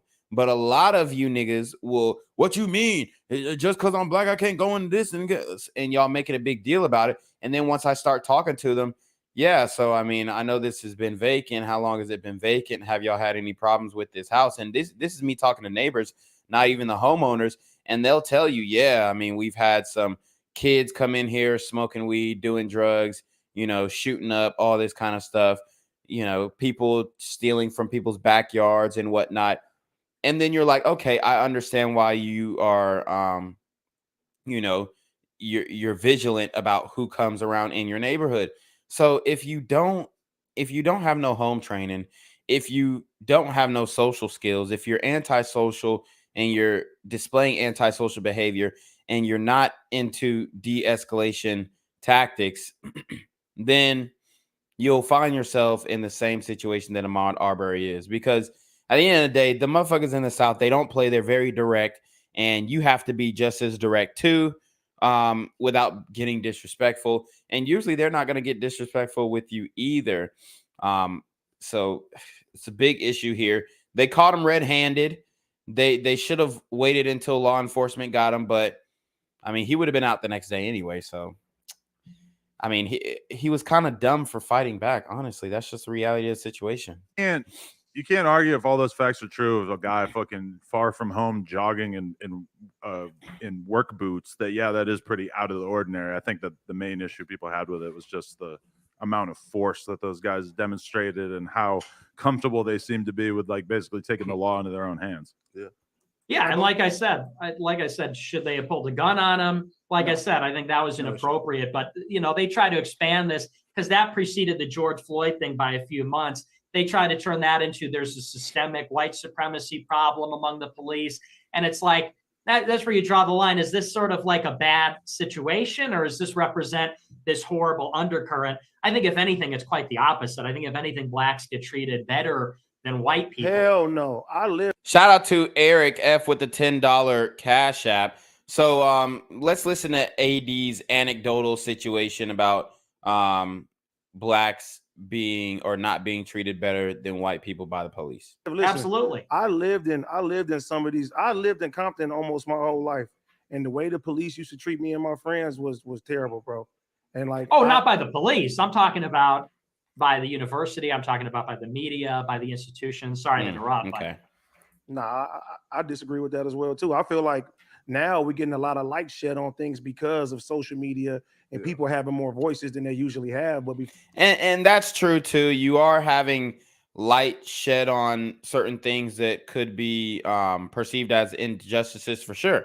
And that's not to say that there aren't injustices out there, but most of it is gaslighting. Most of it is trolling white people. Most of it is catching Karens in an embarrassing moment. And we as black people, we take that and use that as justification for racism. Oh, well, she said she questioned us about being in the park because we were black. This is institutional racism in the second and third. When the reality is people are on edge because they're actually seeing what's happening in the streets in their cities. They're not blind. And when they see something suspicious, which happens to be people in the community looking or moving suspicious in their vicinity, in their area, then they're going to call it out. Now, do the Karen situations usually escalate to violence? No. No, not at all. So, I mean, it's a very intricate conversation, and we can all have this conversation. We can go into historical context and talk about laws that were passed and whatnot. I think we've covered that type of stuff on this channel before, and even have brought in some justification as to why certain laws were passed that could be deemed as discriminatory. I mean, there's always an explanation for everything.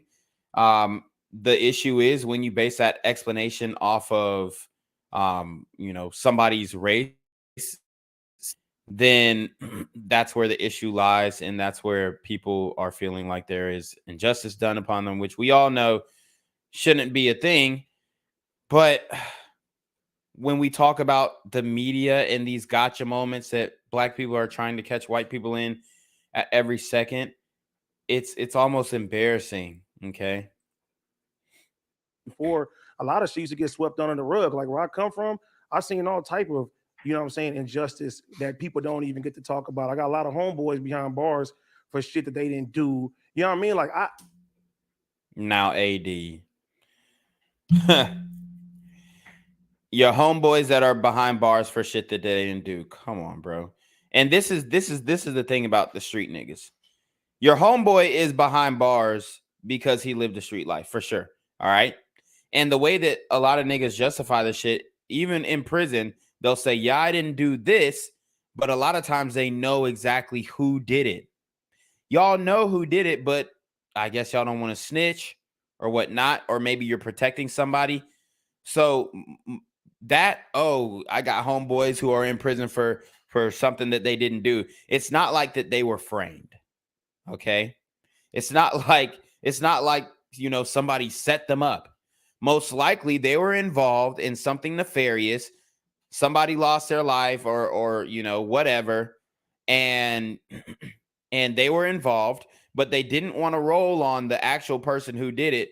So they took time for the charge to be, to stand on principle, to stand on the street code. So that's why you have homeboys, and with all due respect, AD, but that's why you have homeboys who are in jail for things that, quote unquote, things that they didn't do. And as a matter of fact, I would say, maybe that's what they're telling you. But if you actually look at the police report, you could see that they had enough evidence to be convicted without a reasonable doubt on certain things. So, bro, I honestly just don't believe you, man. And if you do have friends who are in prison for something that they didn't do, I guarantee they did a whole bunch of other shit before that to lead up to where they are at now. One of my earliest memories that I could tell you about, I remember I was in a neighborhood one time and I got pulled over, and the police, they were asking me, oh, where you from and everything. They're checking my tattoos and stuff like that. I tell them, oh, nothing, whatever it is, what it is. The fucking, I don't know if it's a chief or whoever it was that pulled me over, he just leaves me for like 30 minutes. You know what I'm saying? In a bad neighborhood. And when he comes back, he smiles at me and my key is bent. I can't even drive my car. You know what I'm saying? Like, you want me to get hurt. I mean, you were a active gang member. I mean, you're a self-admitted gang member. So it's like, okay, yeah, the police are gonna fuck with you because they hate that shit. They hate having to pick up bodies after y'all niggas. They hate having to pick up, innocent children who are caught in the crossfire and hit with stray bullets. So yeah, they're gonna fuck with you. If you're involved in a gang, yeah, I might, pull you. And I'm not saying it's right. I'm not saying it should have been done at all, right? But it's some petty shit, and that's like a one-off thing. Like, it's not like they're just doing that shit every fucking day where they're taking somebody and driving them to the rival hood and just saying, hey, fend for yourself. Like, that's just not happening like that, bro. When I was just, going to work. That's your example of he left. Why is the neighborhood bad? What do you mean? Who's in the neighborhood? Yeah. Why is he trying to act clueless? He said, why is the neighborhood back? What do you mean, why is the neighborhood back, nigga? Because y'all niggas are not keeping up with y'all's neighborhood. Like, the hood doesn't have to be the hood. I hope you guys know that, right? The hood doesn't have to be the hood. I mean, there are some projects that actually have some decent amenities. No cap. Like, there are some housing projects that actually have a good layout, decent amenities, up-to-date appliances. and then they turn that shit to the hood because they're not keeping up with the infrastructure, because they don't care. The hood doesn't have to be the hood. The ghettos don't have to be the ghettos. I don't give a fuck how broke you are. That don't mean you have to be dirty. That don't mean you don't have to clean up after yourself. That don't mean you can't keep your hallways clean, right? That don't mean that you don't have to leave piss in the elevator, pick up after your dogs. I mean, these are simple things. Throwing trash everywhere. These are things that the community could do to clean up the hood. It starts with the little things, but the issue is they don't care about the little things. Okay? Like, niggas is just making the hood out to, they're trying to make the hood seem like it's in the, they're trying to make the hood seem like it's in the middle of the Sahara Desert. Like, there's nothing within hundreds of thousands of miles around you. And I'm exaggerating. It's not hundreds of thousands of miles, but hundreds of miles. Okay? They're trying to make it seem like you're just in this desert. And there's nothing for miles and miles. No drinking water, no food, no nothing. And it's like, bro, y'all 5 minutes away from the city. You're 5 minutes away from the city. 5 minutes away from opportunities. 5 minutes away from employment opportunities. And they're trying to act like it's just this deserted ghost town in these hoods. No, bro. You know it's not like that. And we know it's not like that because some of these ops are getting killed in downtown San Francisco. We covered a mass shooting earlier this year in downtown San Francisco. Okay? Downtown Atlanta. So they're trying to make the hood seem like it's just like, on some deserted island. When in all actuality, if every man picked up after himself, the hood would be a beautiful place. Example of he left. Why is the neighborhood bad? What do you mean? Who's in the neighborhood? We have is that a white neighborhood?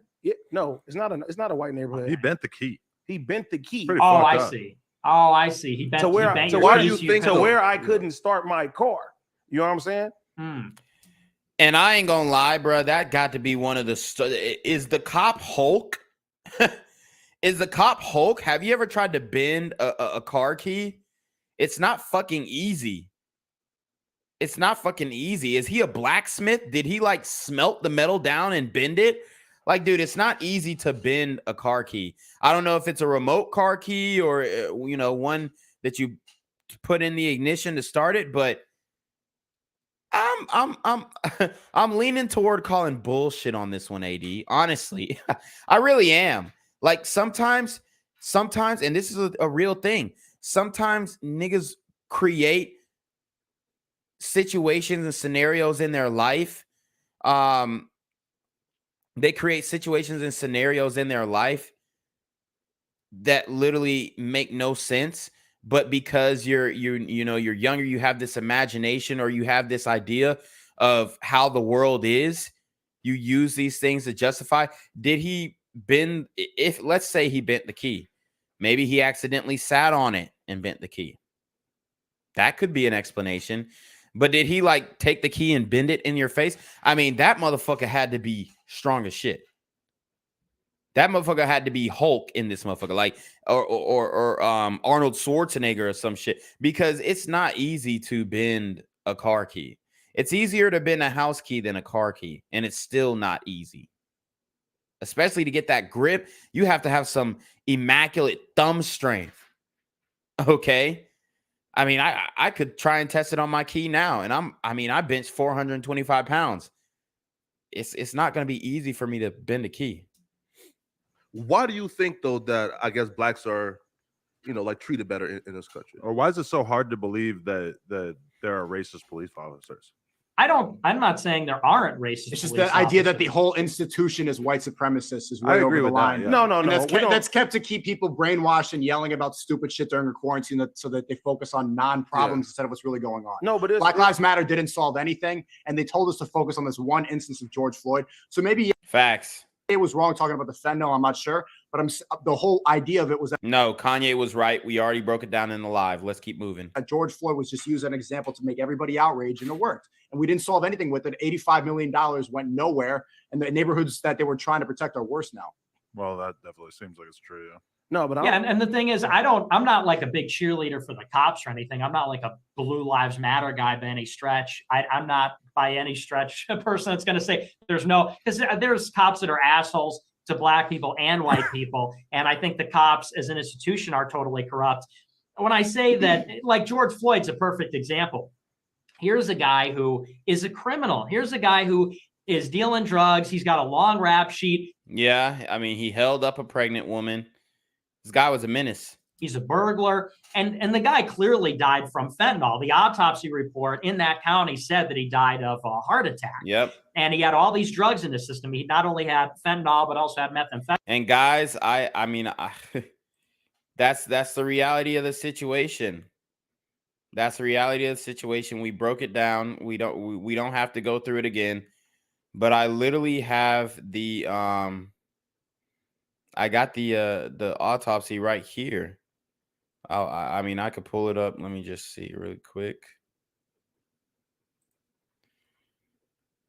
I'll pull it up just to show you guys. But let me see. I gotta find where I saved it at. But yeah, I mean, my man died of an overdose.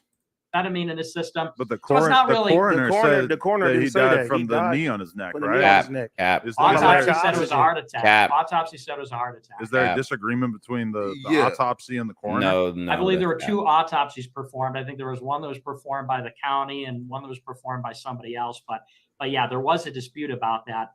And they did find drugs in the system. So, and in any case, But what does drugs have to do with the situation of why he got arrested in the first place? well, he died from he got arrested because he was trying to pass a counterfeit bill. So he was in the process of committing a crime. Yep. And then he was tweaking out because he was high. Yes. And then he was in this unfortunate position where, you're high and probably having some kind of heart attack or some kind of medical episode while you're in the process of an arrest. Well, if you can't breathe and you're screaming out, "Mommy," you know what I'm saying, and you're saying that you can't breathe, and then they keep putting force on him. I mean, He was saying he couldn't breathe before he was on the ground. He was saying he couldn't breathe before they were trying to get him into the cop car, and he was saying that. Facts. And I understand what you're saying. And I mean, this isn't his first arrest. There's footage of him doing the same shit on another in another arrest. It's just like the nigga was playing games with his life, honestly. But the problem is we start in the middle of the story where you got a guy who's like a criminal. You got a guy who's in the process of committing a crime, and he's high. And people want to start the story. If y'all want to see me break down that autopsy, just go back because I can't find it in my files right now. But just go back to my last live. Where he's on the ground and say, "Oh well, they shouldn't have done this technique or whatever," and it sort of ignores the fact that why do you have so much exposure between the police and black people? It's because black people are committing the majority of the violent crime. That's the real problem. If they had a crime rate.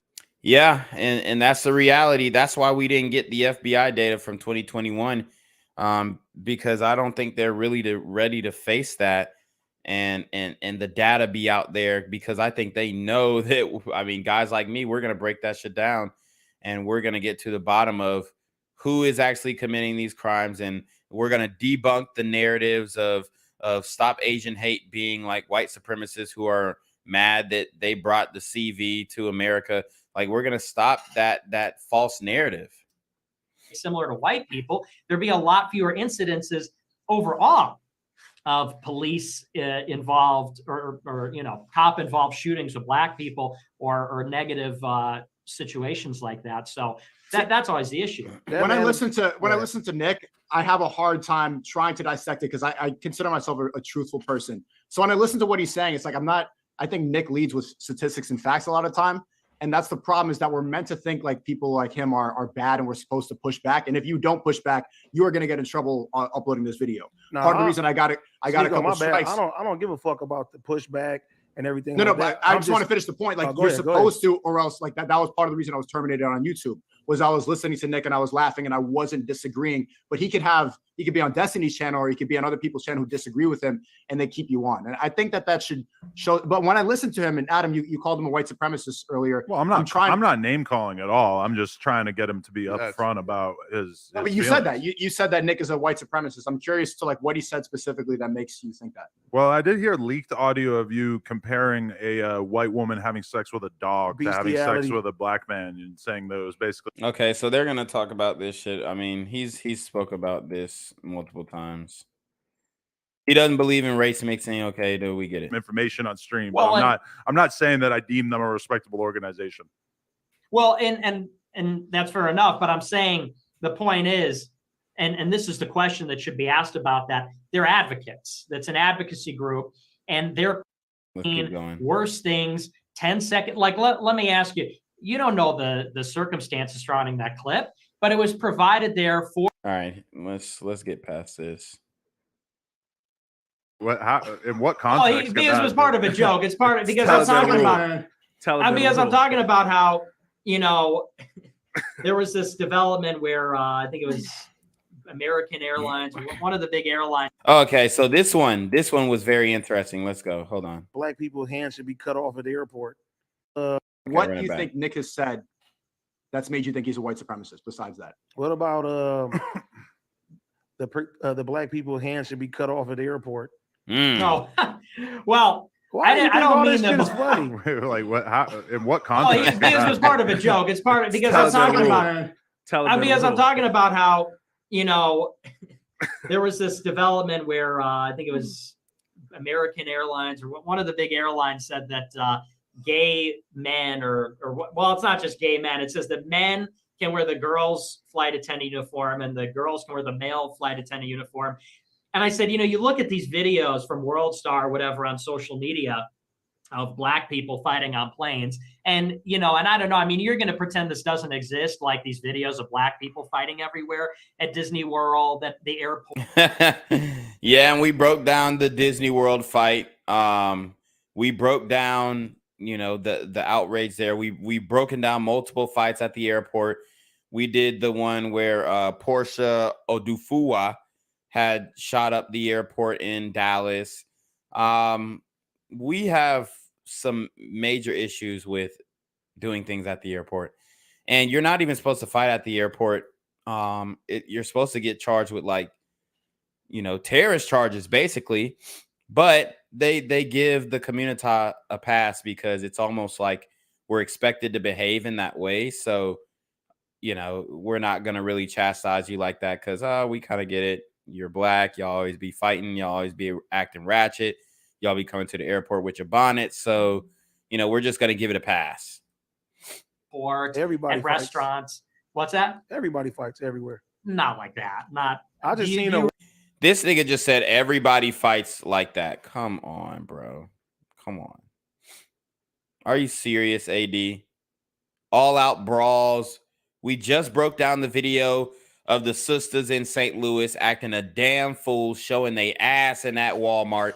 And you're going to tell me every race just be, pulling up to the grocery store fighting and getting into huge ass brawls? Like, dude, that was so disingenuous. I mean, and it doesn't bring me joy to say this. Like, y'all got to understand, it doesn't make me happy to say, yeah, black people are. I mean, if you see a fight going down, most likely it's going to be with some niggas. Like, it doesn't bring me joy to say this, but that's just the reality of the situation. Okay. We broke down the fight in Atlanta at the cheerleading competition. Y'all been seeing what's happening on these cruises, on the Carnival. We broke down the fight on the Carnival. I mean, I could go on and on and on where us as a community, we're just going around showing our ass to whoever will smell it.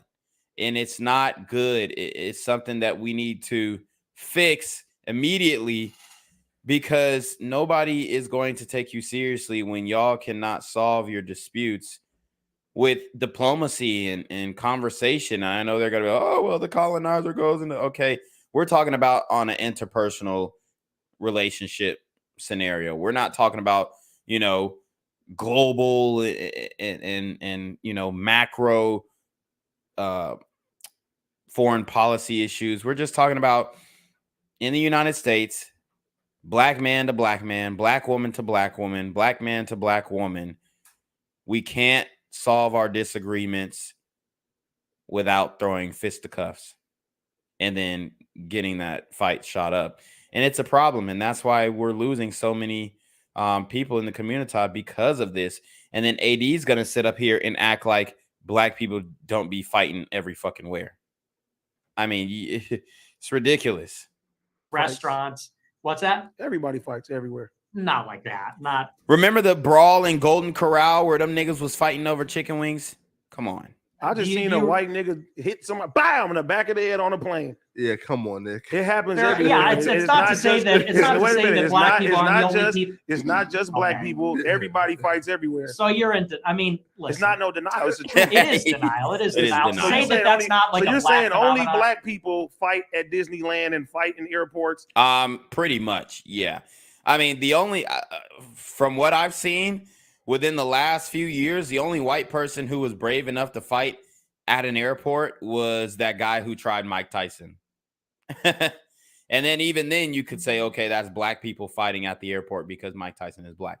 So, and Mike Tyson pieced that nigga up. And he wasn't even trying to fight Mike Tyson. He was antagonizing him. He definitely, deserved to get his ass beat. But that's the only time I've really seen like white people fight at an airport. And if they are fighting, they're probably getting their ass beat by black people. That's just what's going on right now in these streets. I mean, I don't know. I mean, I'm sure AD flies plenty, and there's no way you haven't run into an instance yet. There's no way. In airlines.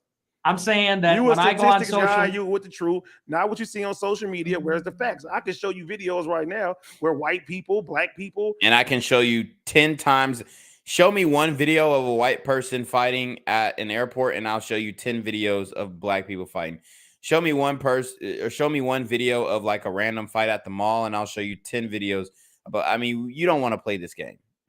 You don't want to play this game, AD, because it's not even close at all. It's not even close.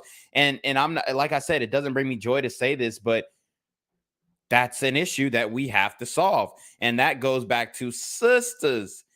Come get your kids, okay? Because the kids are wilding out here in these streets. The op culture is at an all-time high, and niggas getting X'd out. Mexican people, Asian people, everybody's fighting every. Asian people, no. Asian people are defending themselves from black people. That's what's happening. That's why the Stop Asian Hate bill was actually passed. So we have to come to the, like I said, we got to come to the root of the problem in order to find a solution. yeah, It really- okay. I know everybody fights, but I'm just saying what I So see why on social media. Why single out? It happens black more people? with black people. It happens way more with black people. See, I came up to the same conclusion before I even knew Nick when they were talking about the Stop Asian Hate crimes in New York City. Yep. And we've done plenty of stories on the Stop Asian Hate situation. And then I talked to every single Asian person. And like I went to these protests and it made me really upset. I watched all the videos, and the uncomfortable truth was Asians were afraid to talk about how most of the attacks, I would say 90% of them, were black people, because it's a protected class. You don't want to come off racist. And so they lumped it in, and they used the crime statistics, which is hate crime. And hate crime is anything. If you say the word, use the racial slur against an Asian person, that's a hate crime. But the Stop Asian Hate attacks was like when an old Asian lady was pushed over into the I've train. literally never seen, unless you want to talk about China, like, but in the US, Asian people don't fight, bruh.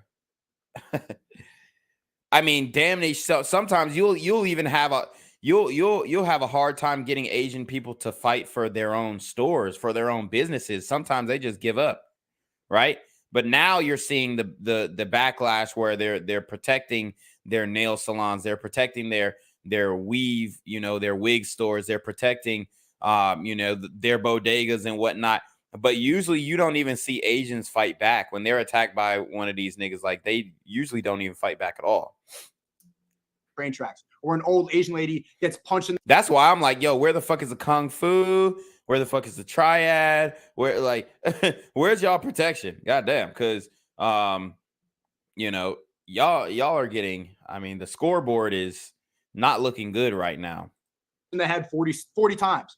And if you look at what race is doing that, it was black people. Yeah, and the reason, for sure, whatever justification you want to make for it, overall in New York City, there's more bums, there's more homeless people, there's more poor people that are black than other races. And so that's why poor people commit crimes more often. Again, like he's not wrong. Like we're 14% of the population, and we're responsible for 50% of. No, not 50. I would say 75% of the violent crime, not 50. It's past 1450 or 5014, whatever the fuck you want to call it. It's past that. It's past that. The violent crime. So he's not wrong. Like we commit violent crimes more than any other race. But I guess where AD point is simply just fighting at Disney World or at an airport. How do you just attribute that to black people? Well, and this is where tone matters. When I say I want to chop people's hands off, what I said was, you think about airplanes and airport security and it's TSA and everything because of what, Al-Qaeda. And then when you look at who's working TSA, most of the TSA workers are black. I mean, at least in the airports that I go, Hartsfield Jackson, one of the largest airports in the world, damn near all the TSA agents are black. So we're getting jobs, we're getting representation for sure. But the behavior of the passengers on these flights are crazy. I mean, I don't know if they're waking up too early, they're cranky, but it's like everywhere these niggas are going, they just wreaking havoc.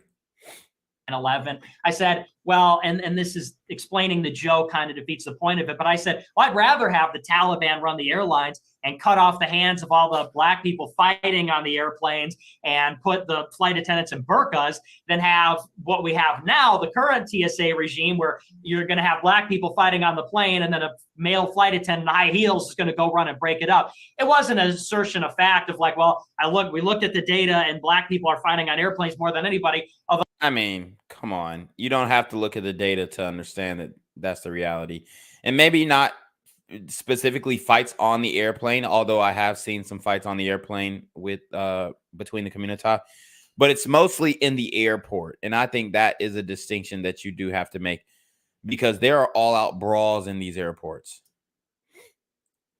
Well, I presume that's true. I haven't done the research, but I presume that's true. And so it's a joke. And the point is, AD, and I'm a little bit disappointed. If you can't say, like, you know what I'm talking about, if you're going to take umbrage at the fact that I say black people are fighting at the airport in Disneyland and say, well, white people fight too, like, you don't know what I'm talking about. That's just like either dishonest or delusional. I mean, I'm just telling it to you straight up. To say that makes me a racist because I have fucking eyeballs. Oh, I didn't call you Twitter. anything. I'm just saying this wrong. But you said it was white supremacists. See, both of the instances that you guys brought up were kind of jokes. You didn't hear white supremacists come out of my mouth. No, that was the question. My question was, can you name something that makes Nick a white supremacist? And both of you brought up jokes that, like, out of context, in the way you're saying it sounds bad, but that's what social media does now. You take things out of context to position somebody in a bad way. I believe that 100%. You're right. Right. So, and I think that kind of proves what you just brought up. But like, what belief has Nick said that makes you think that he's a racist or a white supremacist? With the question though, so isn't like again, I may be like severely misinformed. Isn't a white supremacist just like somebody who thinks that white folks are supreme, right? Yeah. To the other races. Well, Nick, like, don't you think that white folks are supreme? No, and I answered that earlier. And the thing, I mean, and this is the thing, there are supremacists in each race. If you look at the Chinese regime, obviously they think that the Chinese are the greatest people. Same with Russians. Okay. Same with people in Spain. All right. And then you look at the African Americans, we have black supremacy going on over here. Black Girl Magic, Black Lives Matter, Black Girls Rock, all this kind of stuff. So I don't think there's an issue with taking pride in your race, or even saying that I think my race is better than another race. Not as far as like your human value, but as far as at certain things. Like it's not a stretch to say, black people are better at basketball. Black people are better at football. Like, we're faster, stronger. Okay. But sometimes with that strength, with that great physical brute strength, you don't really have it together all the way up there. you know, and that's not everybody. There are some really strong, fast, intelligent brothers out there for sure.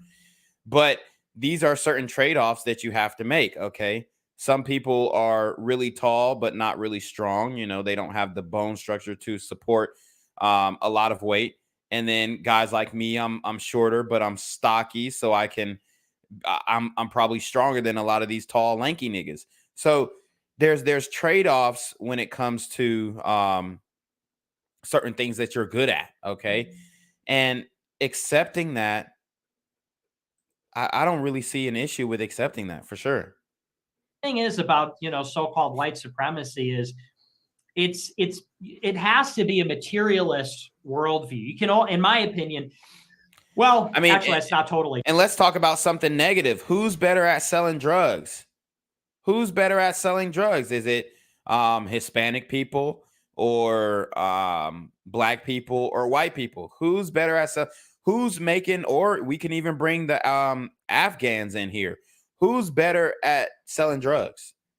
I would say, you know, we got to give it to the Spanish speaking people, because we got Pablo, we got El Chapo, we got you know, other Griselda. You got all these Hispanic or Spanish speaking drug dealers who, you know, are getting to that bag, and they have long ass reigns for sure. And then when you look at the black drug dealers, I mean, who do we got? We got fucking Pee Wee Longway doing hella time in prison, got caught doing hella time. Freeway Rick Ross did hella time. You got, what's the nigga, Alpo and them, even though I don't know how much money they really made, but you know, do it, or he's dead now, but did hella time, went into witness protection. So it's like they're having a shorter reign and getting caught quicker and not really doing shit with the money. You see what I'm saying? Like all that money is gone. Like all the old school black hustlers and drug dealers and pimps and Mac daddies and all that shit, all that money is gone. Whereas at least if other races were going to do something illegal, like the Italians, at least they took that money and made it turn into generational wealth. Like we had a great opportunity to do that through the drug trade, which I'm not saying that drugs are good and all this kind of stuff, but dude, it was niggas who was making millions of dollars at fucking 15 in the 70s. In the 70s, they could have easily took them. There was this one guy who was a DC hustler, and he was talking about how he had made like $3 million or $1.5 million, somewhere between that, by the time he was 15. Got caught and lost it all through the police because he, you know, was living in the same building that he was cooking crack in and had the money in the same location. I mean, imagine if he would have took that money and bought some real estate. Dude, he'd be a fucking billionaire right now. He'd be a fucking billionaire right now. So like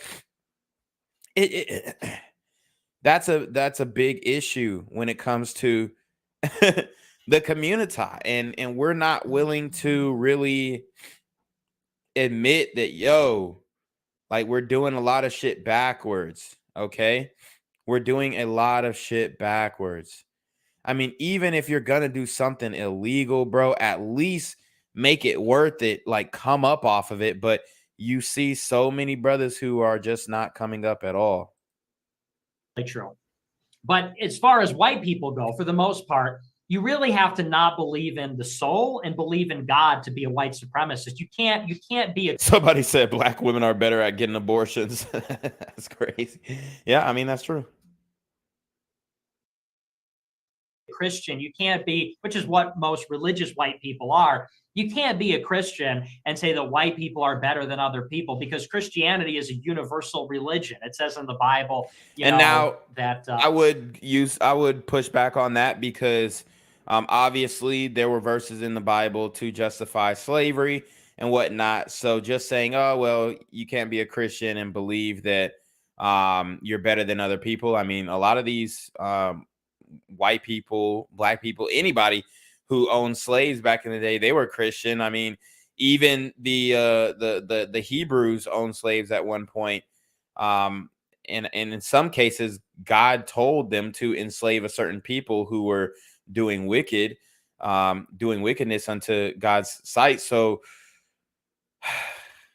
I mean, does that mean that they thought that they were better than them? Yeah, probably, because they would have to justify, enslaving a certain people. Like different tribes thought that they were better than other tribes. Like even if you look into ancient civilization, the Egyptians thought they were better than everybody, right or wrong. Okay. You think the Egyptians thought that they were on the same level as sub-Saharan Africans? Fuck no. Like, are you serious? Like, you think they really felt like, yo, I mean, the Greeks thought that they were better than, the Arabs. Okay. They thought that they were better than them. Of course, bro, because everybody has their own biases to who they actually are. Like, that's just the reality of the situation. But then, see, the thing is, you can't really have this conversation openly unless you use a melanated example. So, like, you can easily say, I mean, even today, the Egyptians think they're way better than the sub-Saharan Africans, for sure. For sure. Like, if you see their attitude toward Africans, like true Africans today, like, yes, they think they're better than them. They take pride in the fact that they have the golden brown skin. They take pride in the fact of their history of building pyramids and potentially having extraterrestrial interactions, if you guys believe in that. Their artwork, their languages, their hieroglyphics, they take pride in that shit. Their ancient civilizations, their pharaohs, they take pride in that shit. And yes, of course, like they think, yeah, we're better than y'all niggas. How about, I'll put it like this. The Egyptians, they 100%, if you can't say anything, they'll say, oh yeah, we definitely use the Nile River way better than them sub-Saharan Africans, for sure. I mean, if that's something that we can't universally agree on, then, and my issue is, but why are black people trying to claim that they're Egyptian? We're not the same people, bruh. Like, it's not the same shit. Like, you have so many black people with pharaohs tattooed on their arms and pyramids and shit like that, and they're trying to assimilate, culturally appropriate Egyptian culture. Y'all are not Egyptians, bro. We're not Egyptians. I'm not damn Egyptian. Okay, we were not the same people. So the quicker you understand that, then the better off we'll all be. But it just irks me that, like, motherfuckers say, oh yeah, well, we're all African. So I mean, yeah, technically we're all on the continent of Africa, but you can clearly see a difference in those people. Come on, stop it. Neither Gentile nor Jew. Now, people take that to mean like, oh, that means everybody's equal all the time or something. But it means that we're all Christian. We all have a brotherhood in Christ, and we are all equal before God in terms of our soul. For you to say that white people as a race are better than other people, it's like, well, in what sense? Then you'd have to measure it out and attribute supreme value to a particular thing and say, well, if white people are better at something than another group of people, that makes them better as a holistic thing. And that, again, that you have to be non-religious to view it that way.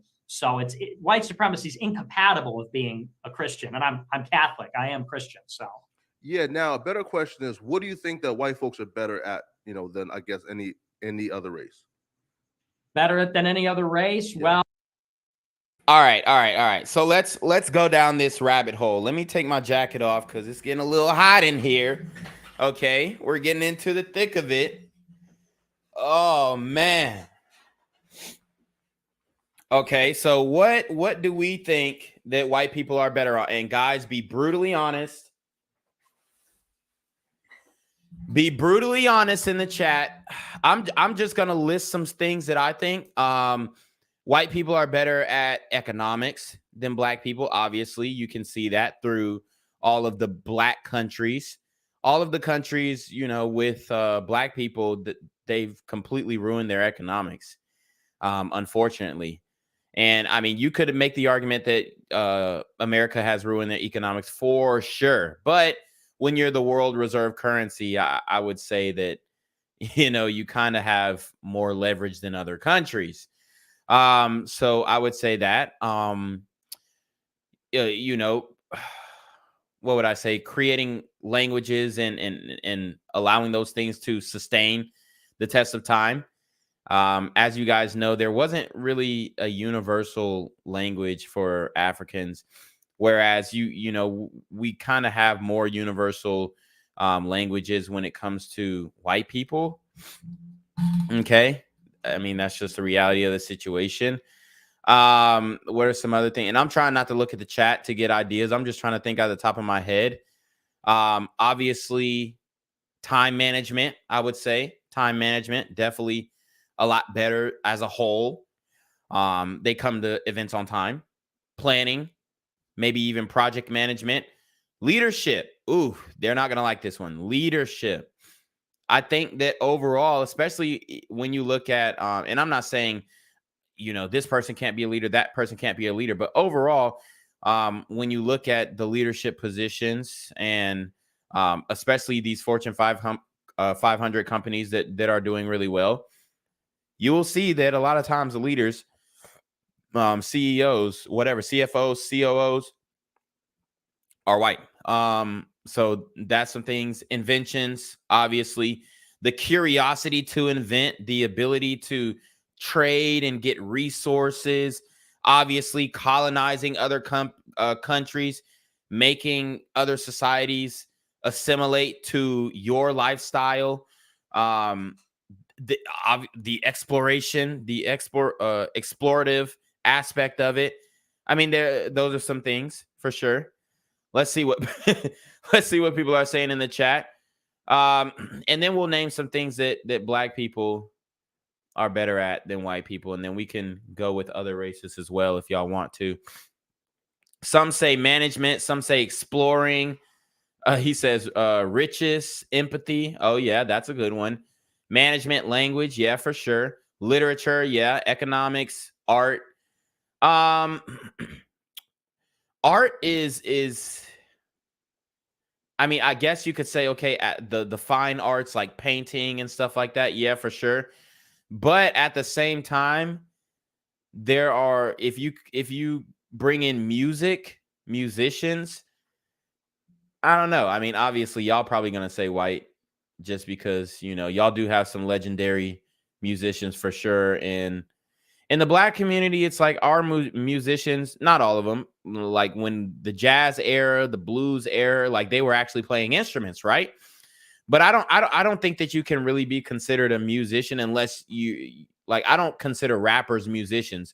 I consider singers musicians for sure, which I would say when it comes to singing, we got that. Okay. Somebody said credit scores. Yeah, so definitely credit scores. But we got it singing for sure. I would say there's probably like Black singers are better, I would say, and from my personal opinion.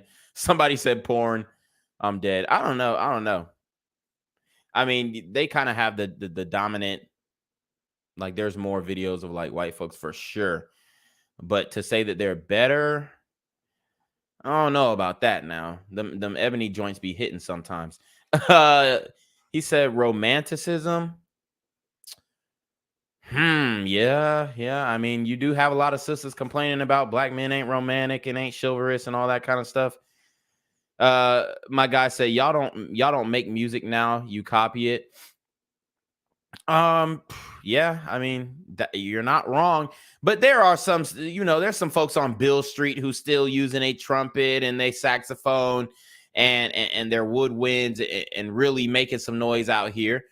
But I will say, as far as instruments go, white people got that. I mean, besides the HBCU bands, which I would say those bands are a lot better than the PWI bands. But when you look at the PWI bands, they have a lot more volume of white people who actually read music. Because, I mean, I don't know if you guys seen Drumline, but basically the best drummer on the drum line couldn't even read music. So that was a dagger there. But it makes sense. It's like talent, but not really the education. So shout out to Nick Cannon for, doing that movie. I love that movie, Drumline. Somebody says stuffed cabbage. Justice and developing a legal system. Yeah. So basically creating governments, creating structure for a society building for sure. I mean, you can't really say that you know, we're better at that, especially when you look at African countries. And then they're going to, I mean, the rebuttal would be, oh, well, colonization. And then my response to that would be, well, I mean, if you're an African leader, they made deals with colonizers. So it wasn't like the colonizers just pulled up and said, hey, you know, everybody get on the ground. This is stick up. Like, no, they went to the leadership and they said, hey, we'll give you, you know, I don't fucking know, like a treasure chest and, you know, three steel swords and just let us control your society. And that's kind of how niggas gave it up back in the day. Like they just made a selfish deal. So I would say unity. White people are a lot better at unity than black people. I mean, that's a reality too, because you see how many black people killing each other in the streets. So, I mean, the list definitely, somebody says civil disputes, philosophy, playing golf on the moon, government, we are not different at all. Somebody said we aren't different at all. Okay. Soul music is awesome. Yeah. So I would say we take the boat on music. We take the boat on athleticism. I would say, I want to say creativity, but not in like a scientific way, in like a, I guess you could say the arts, but I would definitely say creativity. I would also say personality. You know what I'm saying? Because you got some really, broad personality. And obviously, like, this is just generalization. I'm not saying that white people don't have good personality, but, you know, there's like a stereotype of white people kind of just having like bland personalities and all that kind of stuff. But I also wouldn't equate personality to morality. Like, you can, like, some of the killers be like having like the dopest personalities. They'd be cool to kick it with and stuff like that, but they'll also kill you. So I'm not trying to conflate those two. I'm just saying, like, there are some very interesting personalities in the community. I said athletics, physical strength.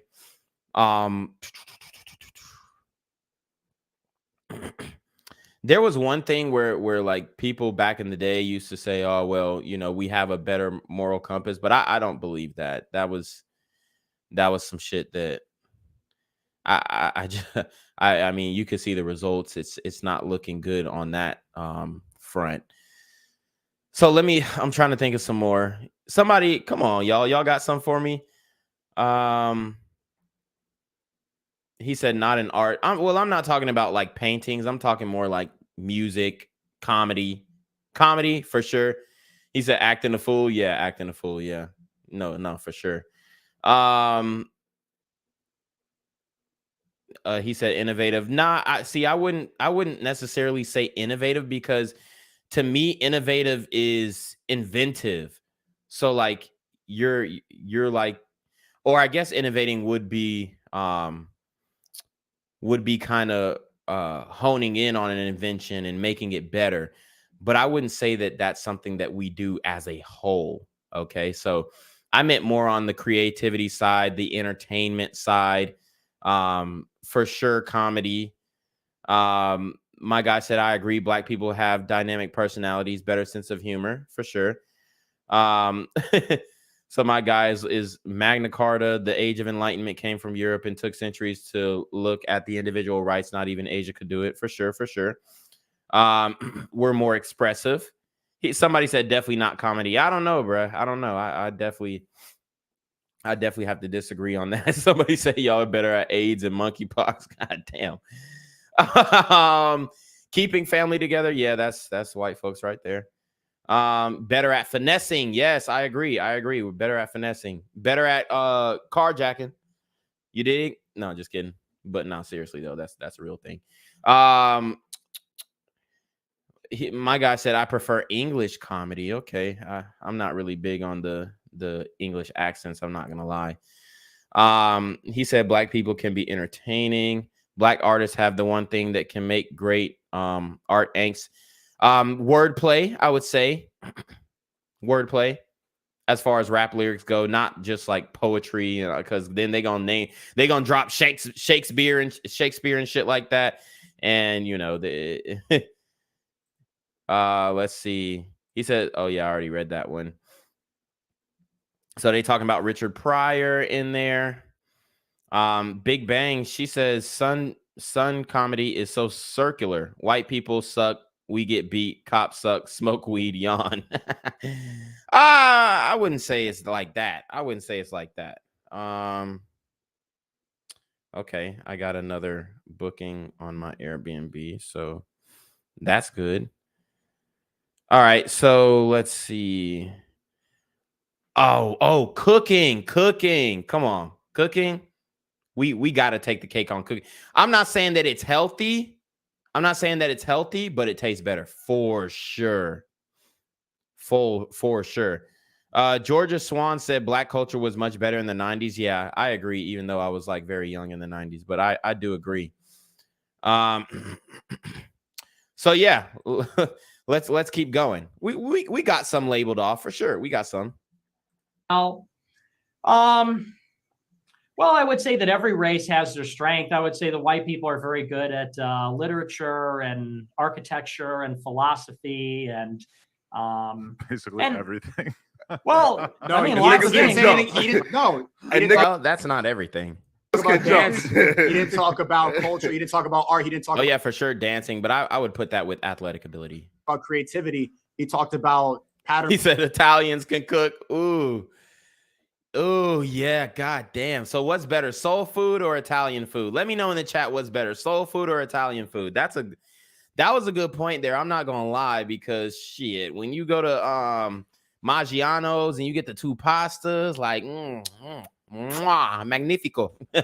Right? Oh, they said the French too. Damn, yeah, you're right. Shit. I mean, we got some competition, but overall, when we throw them damn them bacon, egg, and cheese and the fucking and we throw them chitlins on the plate and that fat back, bro, you're coming back for more. No, I'm just kidding. But we got barbecue.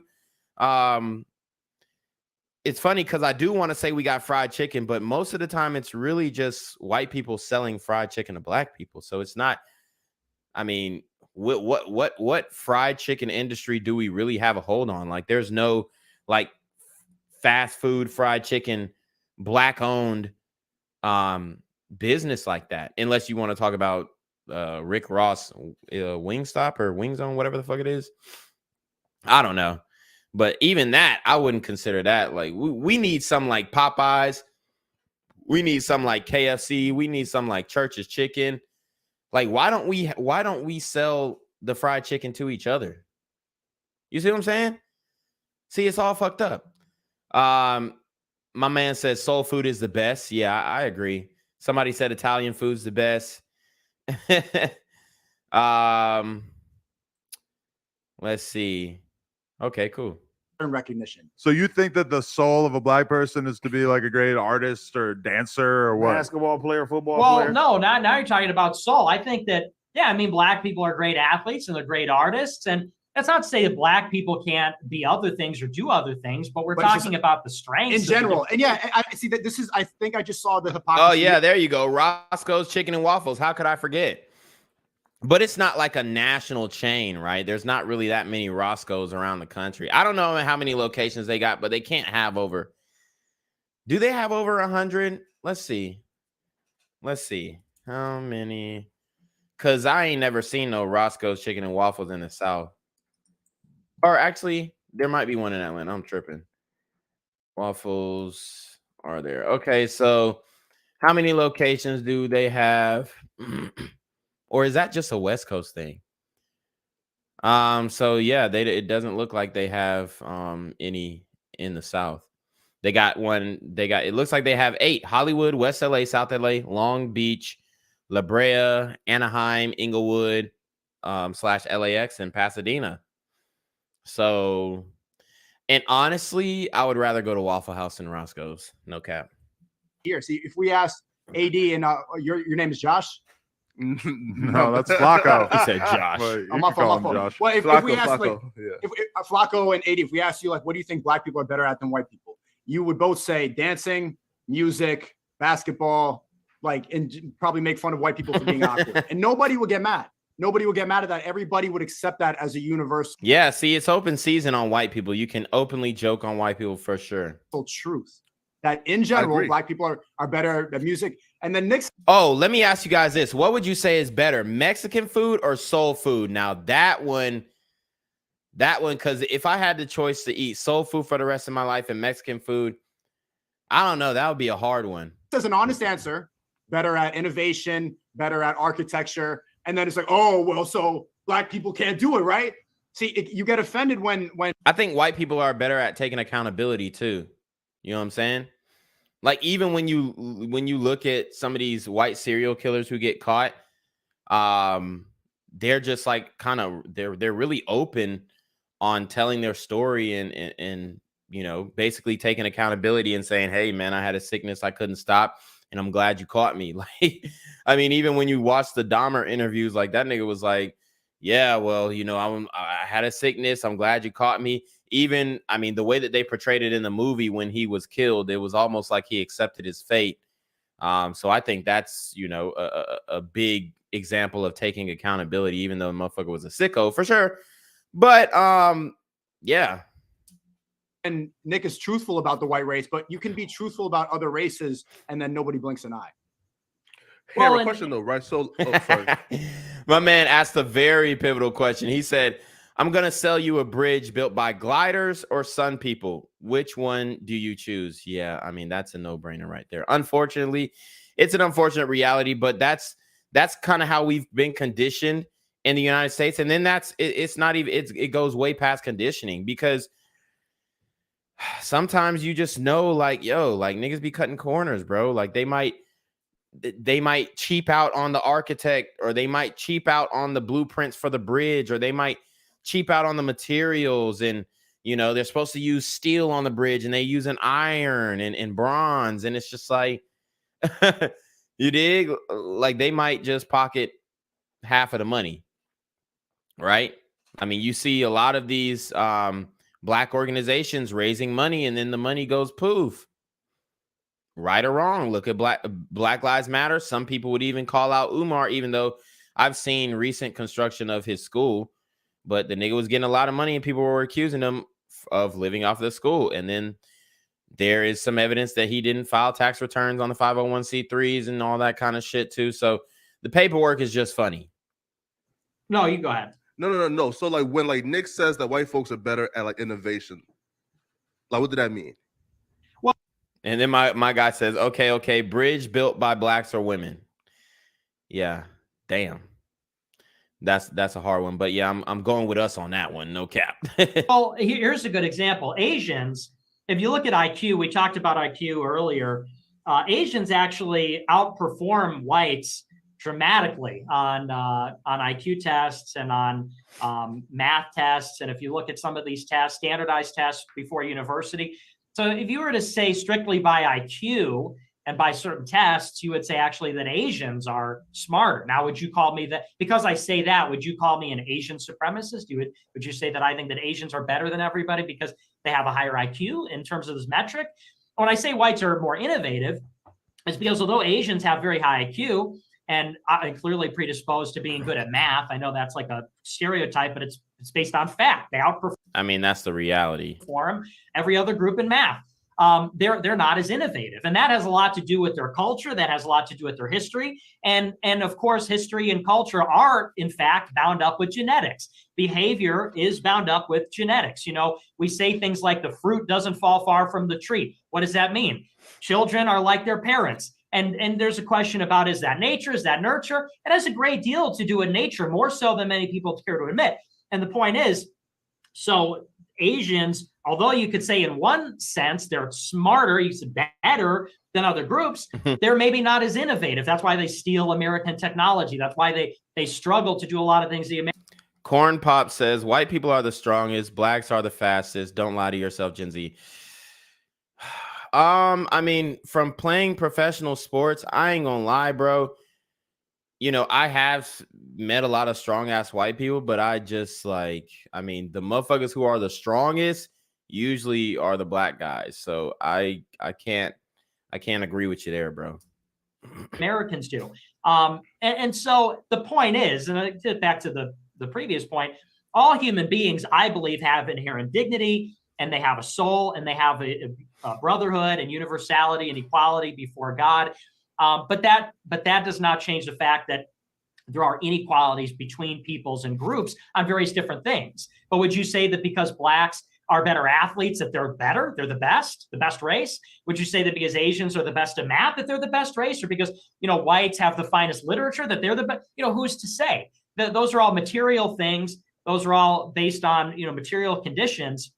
If you have a religious view, then we're not just material, we have souls. And so we should be afforded rights and respect and dignity based on the fact that we're all human beings. And I will say, though, that conversation, it is very weird that that's not a conversation that's really allowed to be had in public. And obviously somebody like Nick, who's been, characterized the way that he has been publicly, him having that conversation, a lot of people are going to reject it or whatever. But like a lot of people have had their careers basically dismantled for just having the nerve to have the conversation about the correlation between race and IQ. Yeah, man. You got to just deal with Bitcoin now, or what? Yeah, I basically. All right, so basically they're talking about censorship and how they locked him out of his bank accounts, which is fucked up. There's no use arguing that one since we just saw it happen in front of our eyes with the Kanye bank situation. Yeah, so now they're talking about the small hats. So we're going to be very delicate. We're going to be very respectful in the chat. We're going to be very respectful on this podcast because we don't want to get canceled. But let's get into it. When talking about the small hats, I think it's important to name drop. You've got to name drop powerful people in powerful positions, okay? And that's the reality of the situation. Otherwise, you do sound like a conspiracy theorist who, isn't basing things in facts. So when I hear people talk about the entertainment industry, Hollywood, music industry, I like to name drop. So you need to drop some names. We dropped Jimmy Iovine, who, they're saying he's Italian and whatnot. But I mean, either way, a lot of white guys are in, powerful positions in the music industry. Me personally, I mean, they're going to get mad if I say this, but to me, it's like the small hat, white people, kind of the same thing to me, as far as appearance goes. And that's all I'm basing it off of. Like, I can't tell that somebody is a small hat unless they're actually wearing a small hat. You know what I'm saying? Like, I can't tell the difference. Maybe through, their hair texture or their facial structure. Some people might say, their bone structure and their nostrils and whatnot. I'm not going to get into all that. But what I will say, though, is they all, to me, look white. So I think that it would be more important if Kanye would name drop. Okay? Would name drop. It's like, I mean, I don't know if he's going to end up regretting that one is wild. Having said that shit or what, but No, I he's not. mean, he's a genuine person. I think it's good that he's starting this conversation because, like, me and Nick tried to have it, but we only have a limited level of power. The fact that one of the most famous artists of all time and a billionaire saying it is like good. Now people are going to start turning their heads to this. because this is the thing. I look down upon it, but there are a lot of fucking people out there who do not like Jewish people. And Kanye really is the first person I could pretty much think of in terms of like major celebrities to Nick come Cannon. out and really take that stance that that a lot. Yeah, Nick Cannon came out, but he was kind of on some goofy shit too. He wasn't explaining himself well. And he was saying, oh, the blacks are the real Jews and whatnot. And bro, come on. Like, y'all gotta chill on that shit, because to say that black people are the real Jews is just wild to me, when most of these biblical stories did not come from what we now know as sub-Saharan Africa. And that's where the majority of black people were located. Okay, let's keep it a buck. A lot of people would say behind closed doors. So Nick the Cannon fact did it. that He he lost a did lot of it, deals. because Ice he Cube really did it. sees himself as like the vanguard that's going to say the Jewish things people, that though. nobody else will say. He says that black people can't never be anti-Semitic because we are Jews. That's what Kanye says. Yeah, so that now you're getting into like the goofy territory. From my understanding, where those people came from, it had nothing to do with Africa. Okay. And obviously the Hebrews were enslaved by the Egyptians, which brought them to Africa later on in their history for sure. But to say that, you know, that those were the same people, nah, that ain't it, bro. Now he got the battery in his back from Candace, and he's out here saying shit that nobody ever said before.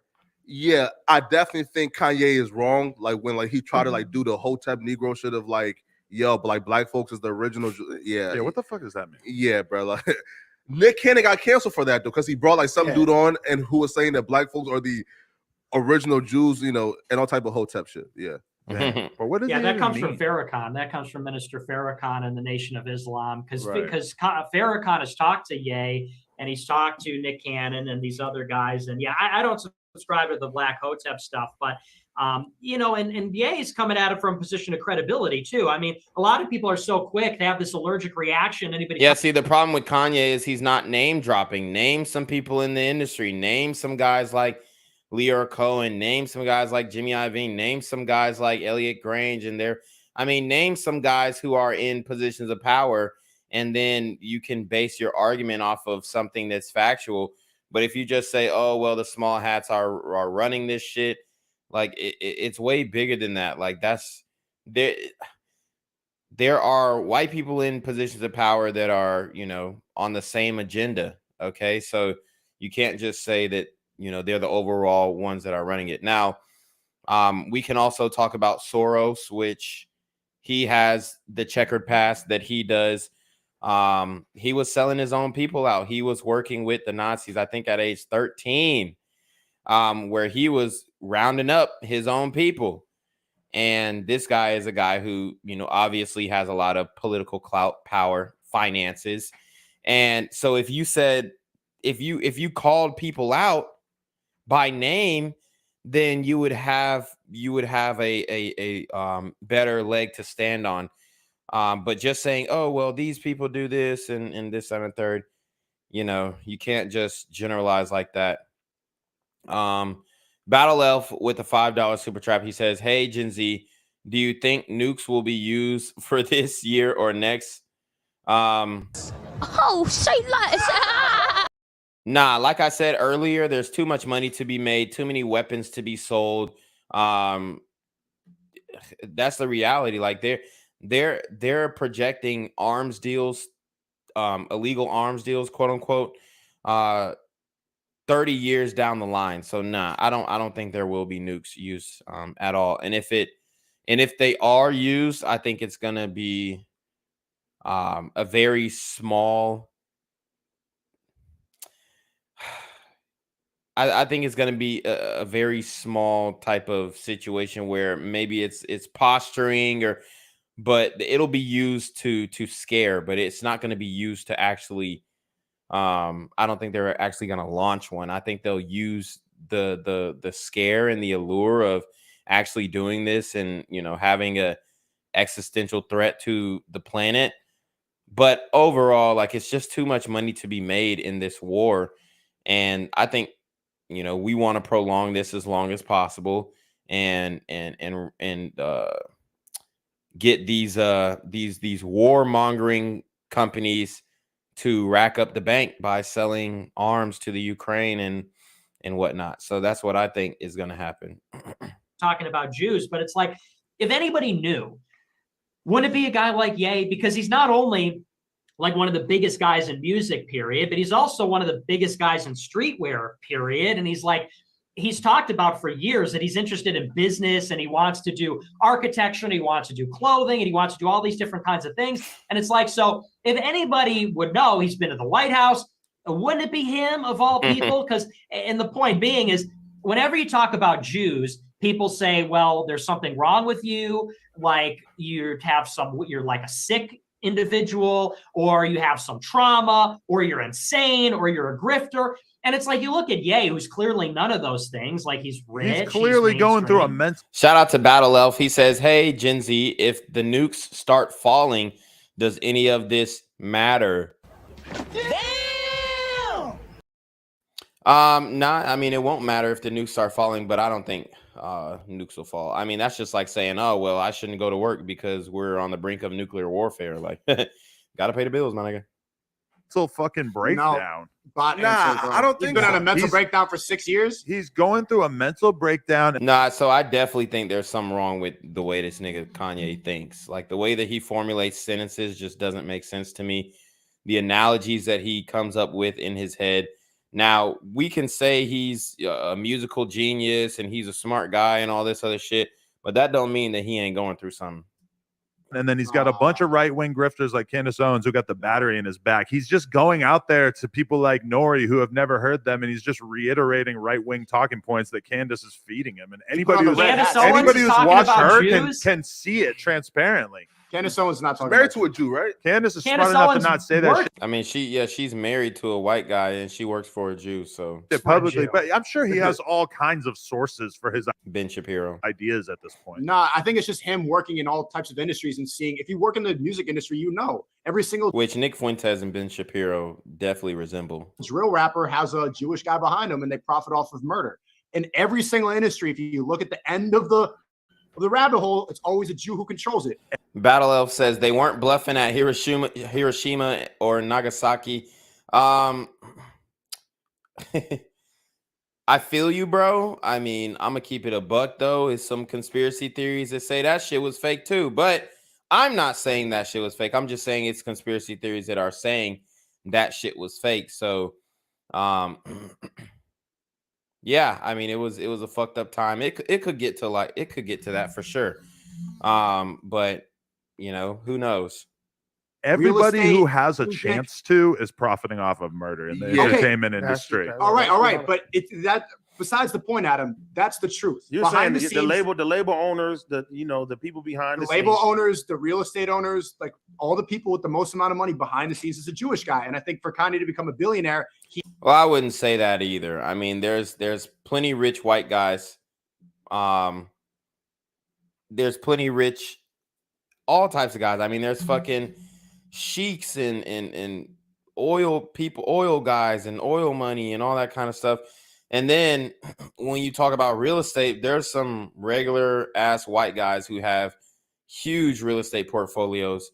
So I wouldn't just say, oh, they control the industry, but they do have a stronghold on, I would say, I mean, I don't want to get into dangerous territory, but I mean, it's undeniable that they have a stronghold in banking for sure.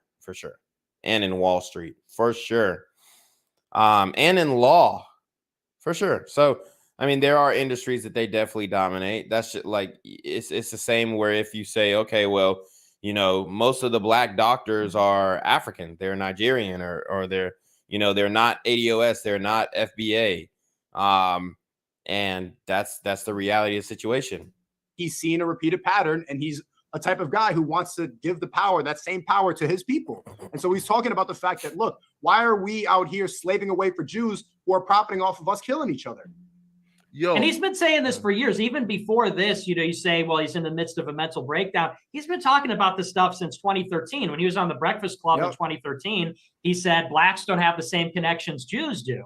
And then the ADL came after him and said, that's anti-Semitic. That's an age-old anti-Semitic trope. And it's like, well, it's true. I mean, it's obviously true that Jews have connections everywhere in finance, Hollywood, media. Yeah, no, for sure. I mean, there are some guys. Is Weinstein part of that community, right? I don't know. I mean, the name sounds like it, right? Then you have the guy at Nickelodeon. What's his name? The guy at Nickelodeon who got in trouble for, certain sexual proclivities toward children. Dan Schneider, the guy at Nickelodeon shit. So, I mean, there's some, like I said, you have to name drop. You have to drop some names, like people who are in these positions of power, because, I mean, it's fucking real. It is real. But also, that doesn't mean that these people are bad. And I'm not talking about the people in power, but the group is bad. But there are some, possibly rotten individuals who are highly successful, highly competent, and a lot of times maybe even highly neurotic. Okay. Universities, they're overly represented in university, 1,200% more Jews in Ivy League universities than in the American population. So it's a fact. Yeah, that's different. Actual statement. Is that But because the- affirmative action helps them get more placement? No, that ain't got nothing to do with no affirmative action. Well, no. Well, number one, no. And that's neither here nor there, because it's a factual statement. You could say, well, why is it? But it's true. And he got called anti-Semitic by a Jewish group. You know, you could say, well, they're more overrepresented for one reason or another reason, but they are overrepresented. They do have connections. And Ye said, you know, blacks need connections like Jewish people have connections. Factual statement. Yeah, I mean, I don't see a problem with that. I don't see a problem with that statement. And the ADL, which is Jewish, says, you're anti-Semitic. You need to apologize. You're a terrible person. And Farrakhan backed him up. So he's been saying this for years. It's just that, and he said in the interview, he said, you know, he didn't want to split apart his family because obviously to say these things, he said he was living in a glass prison where he's up there, he's elevated, he's got the big house and everything, but he can't say what he needs to say, even though he's influential and rich and everything. He's still in a prison because there's certain lines he can't cross, and he wanted to hold his family together. And then he said he finally had enough. That was in the Tucker interview. So that I would push. And I think it's too easy to overwrite something that by saying that he's just he's a bot for Candace Owens, or he's repeating right-wing talking points, and that he's on a mental breakdown, or he's insane. I just did a podcast, Adam, with academics 2 days before you, and he said the exact same thing. And I was talking about what Ye was trying to expose before the Drake Champs interview, and he said the same thing. He's clearly off his meds, bipolar. Bro, so he's been off his meds in a bipolar mental manic episode for fucking 6 years. He went to the hospital in 2016 after the Pablo show. So if he's been on a 6-year-long manic episode, that's the longest manic episode ever. And Listen, even in that period, he's made billions of dollars. Me and academics have been paying extremely close attention to Kanye's life for, like, in my case, easily like 20 years, like since he first came on the scene. And my honest perspective is that, yes, the stresses of just being unbelievably rich and having his family taken away from him and all these other things are weighing on him to the extent that he's having something that I would describe as a mental breakdown. I would say that is fair to say. 6 years straight. And I think it's very convenient that a lot of these right-wing type people are just there to sort of like slide their narrative in with him. But I mean, you're right. Like, he's been very susceptible to this stuff for a long time. And I realize that when I talk about him like that I'm kind of infantilizing him, I believe is how you say it. Yeah, and, you know, I think that's probably kind of fair, but I feel like he's in like a weakened mental state and that people are taking advantage of it. Yeah, I just would disagree with that because, you know, the people around him are not pushing anti-Jewish views. I mean, Nobody Candace is. Owens, yeah, and certainly not Candace Owens, and to some extent, Okay, let's push forward. Let's try and get through this, or as much as we can. you guys are America, and people like Kanye and Candace Owens, for that matter, and John Miller and everybody. And I would distinguish that from the regime, what I call the regime, what some people say. Okay, so they're talking about regime change, which we kind of covered pretty much. Let's get forward. The United States needs an off-ramp here. I mean, because Okay, so now they're talking about Russia and Ukraine. free speech, and now they're not like that anymore. The urge for censorship is really coming from the Jewish. Okay, so he's gonna go a little harder on the small hats, which we pretty much get the picture. I would like these guys to start naming some names. Name drop. Name some people at CNN. Name some people in the media at Fox News. Name some people in Hollywood, because it doesn't look good when you're just saying, oh, well, you know, the small hats are doing this, small hats are doing that. Like, no, put some names out there, and then we can 100% say, oh, wow, like, this is no joke. There are some individuals who belong to this certain ethnic group, right?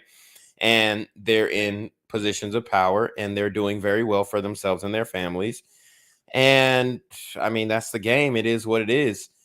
So all in all, I think we learned a lot from this situation. Guys, do me a favor. We're all watching the live stream. Go to the merch store. Go to the merch store and cop some merch, okay? Cop some merch. Definitely got a dope thing going on. Got a lot of merchandise for you. It's approaching winter, so grab you a hoodie. Check out my backup page, Black Gen Z Mindset, just in case, or BGZM News 17 rather, just in case this page goes dark. And by going dark, I mean if YouTube takes the page down. Let me show you guys what that BGZM News 17. I appreciate all the support that I got today, especially from Cyrus Cherry, the sponsor of the stream. He dropped a lot of bread on here. So very thankful, very grateful, you guys, for your Cash Apps, your PayPals. Show some love. Hit the Cash App, hit the PayPal, hit the Super Chat. Subscribe to BGZM News 17. Let's get it to 1,000 subs so I can put more content out on this channel, because I love putting the small clips on this channel, but it was just getting a little too expensive for my editor. So, but I mean, I think we've covered it pretty good. What is your overall opinion on Nick Fuentes? Do you think he's a dick? Do you think he's a white supremacist? Do you think he's a good guy? You think he has good intentions? Do you think he loves or hates black people? Do you think that he's a racist? Let me know in the comment section below. Guys, make sure you support the stream by commenting immediately after the stream and liking the video. It helps to push this video in the algorithm. I appreciate everybody who came up in the stream. You already know what it is, man. It's your boy, Black Gen Z Mindset, a.k.a. Jen Quavius, a.k.a. Black Gen Z Mindset. Till next time, peace.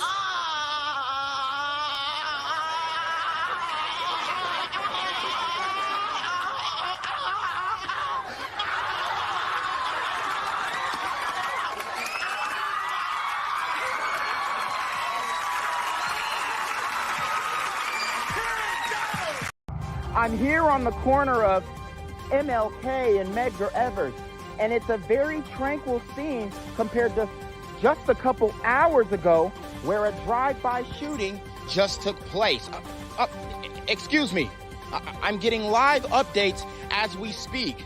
I've just been updated to the amount of casualties from this drive-by shooting, and I'm getting reports that 2 people were actually declared deceased and 27 others were shot and injured but are in stable condition. And although we must pray for the families of the fallen, we must also praise God for the aim of the super gremlin. If you want to know more about the victims of this crime, make sure you add BGZM News 17 on Patreon at www.patreon.com/BlackGenZMindset.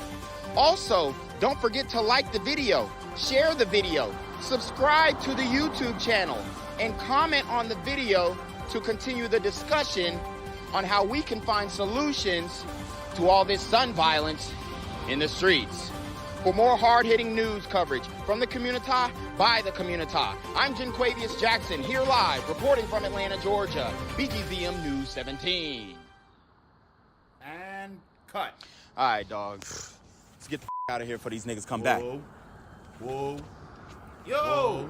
Ain't that nigga J? Nah, that ain't me. That ain't me. He just went live That with ain't that me. funky ass suit on. That's that nigga. That's not me. Hey, get that nigga. J. Quavius Jackson, here live, reporting from Atlanta, Georgia.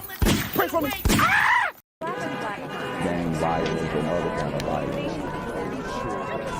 Get away! I could be at work, at school, in my car. I can still get shot by the police. But I can get shot anywhere. So it is what it is.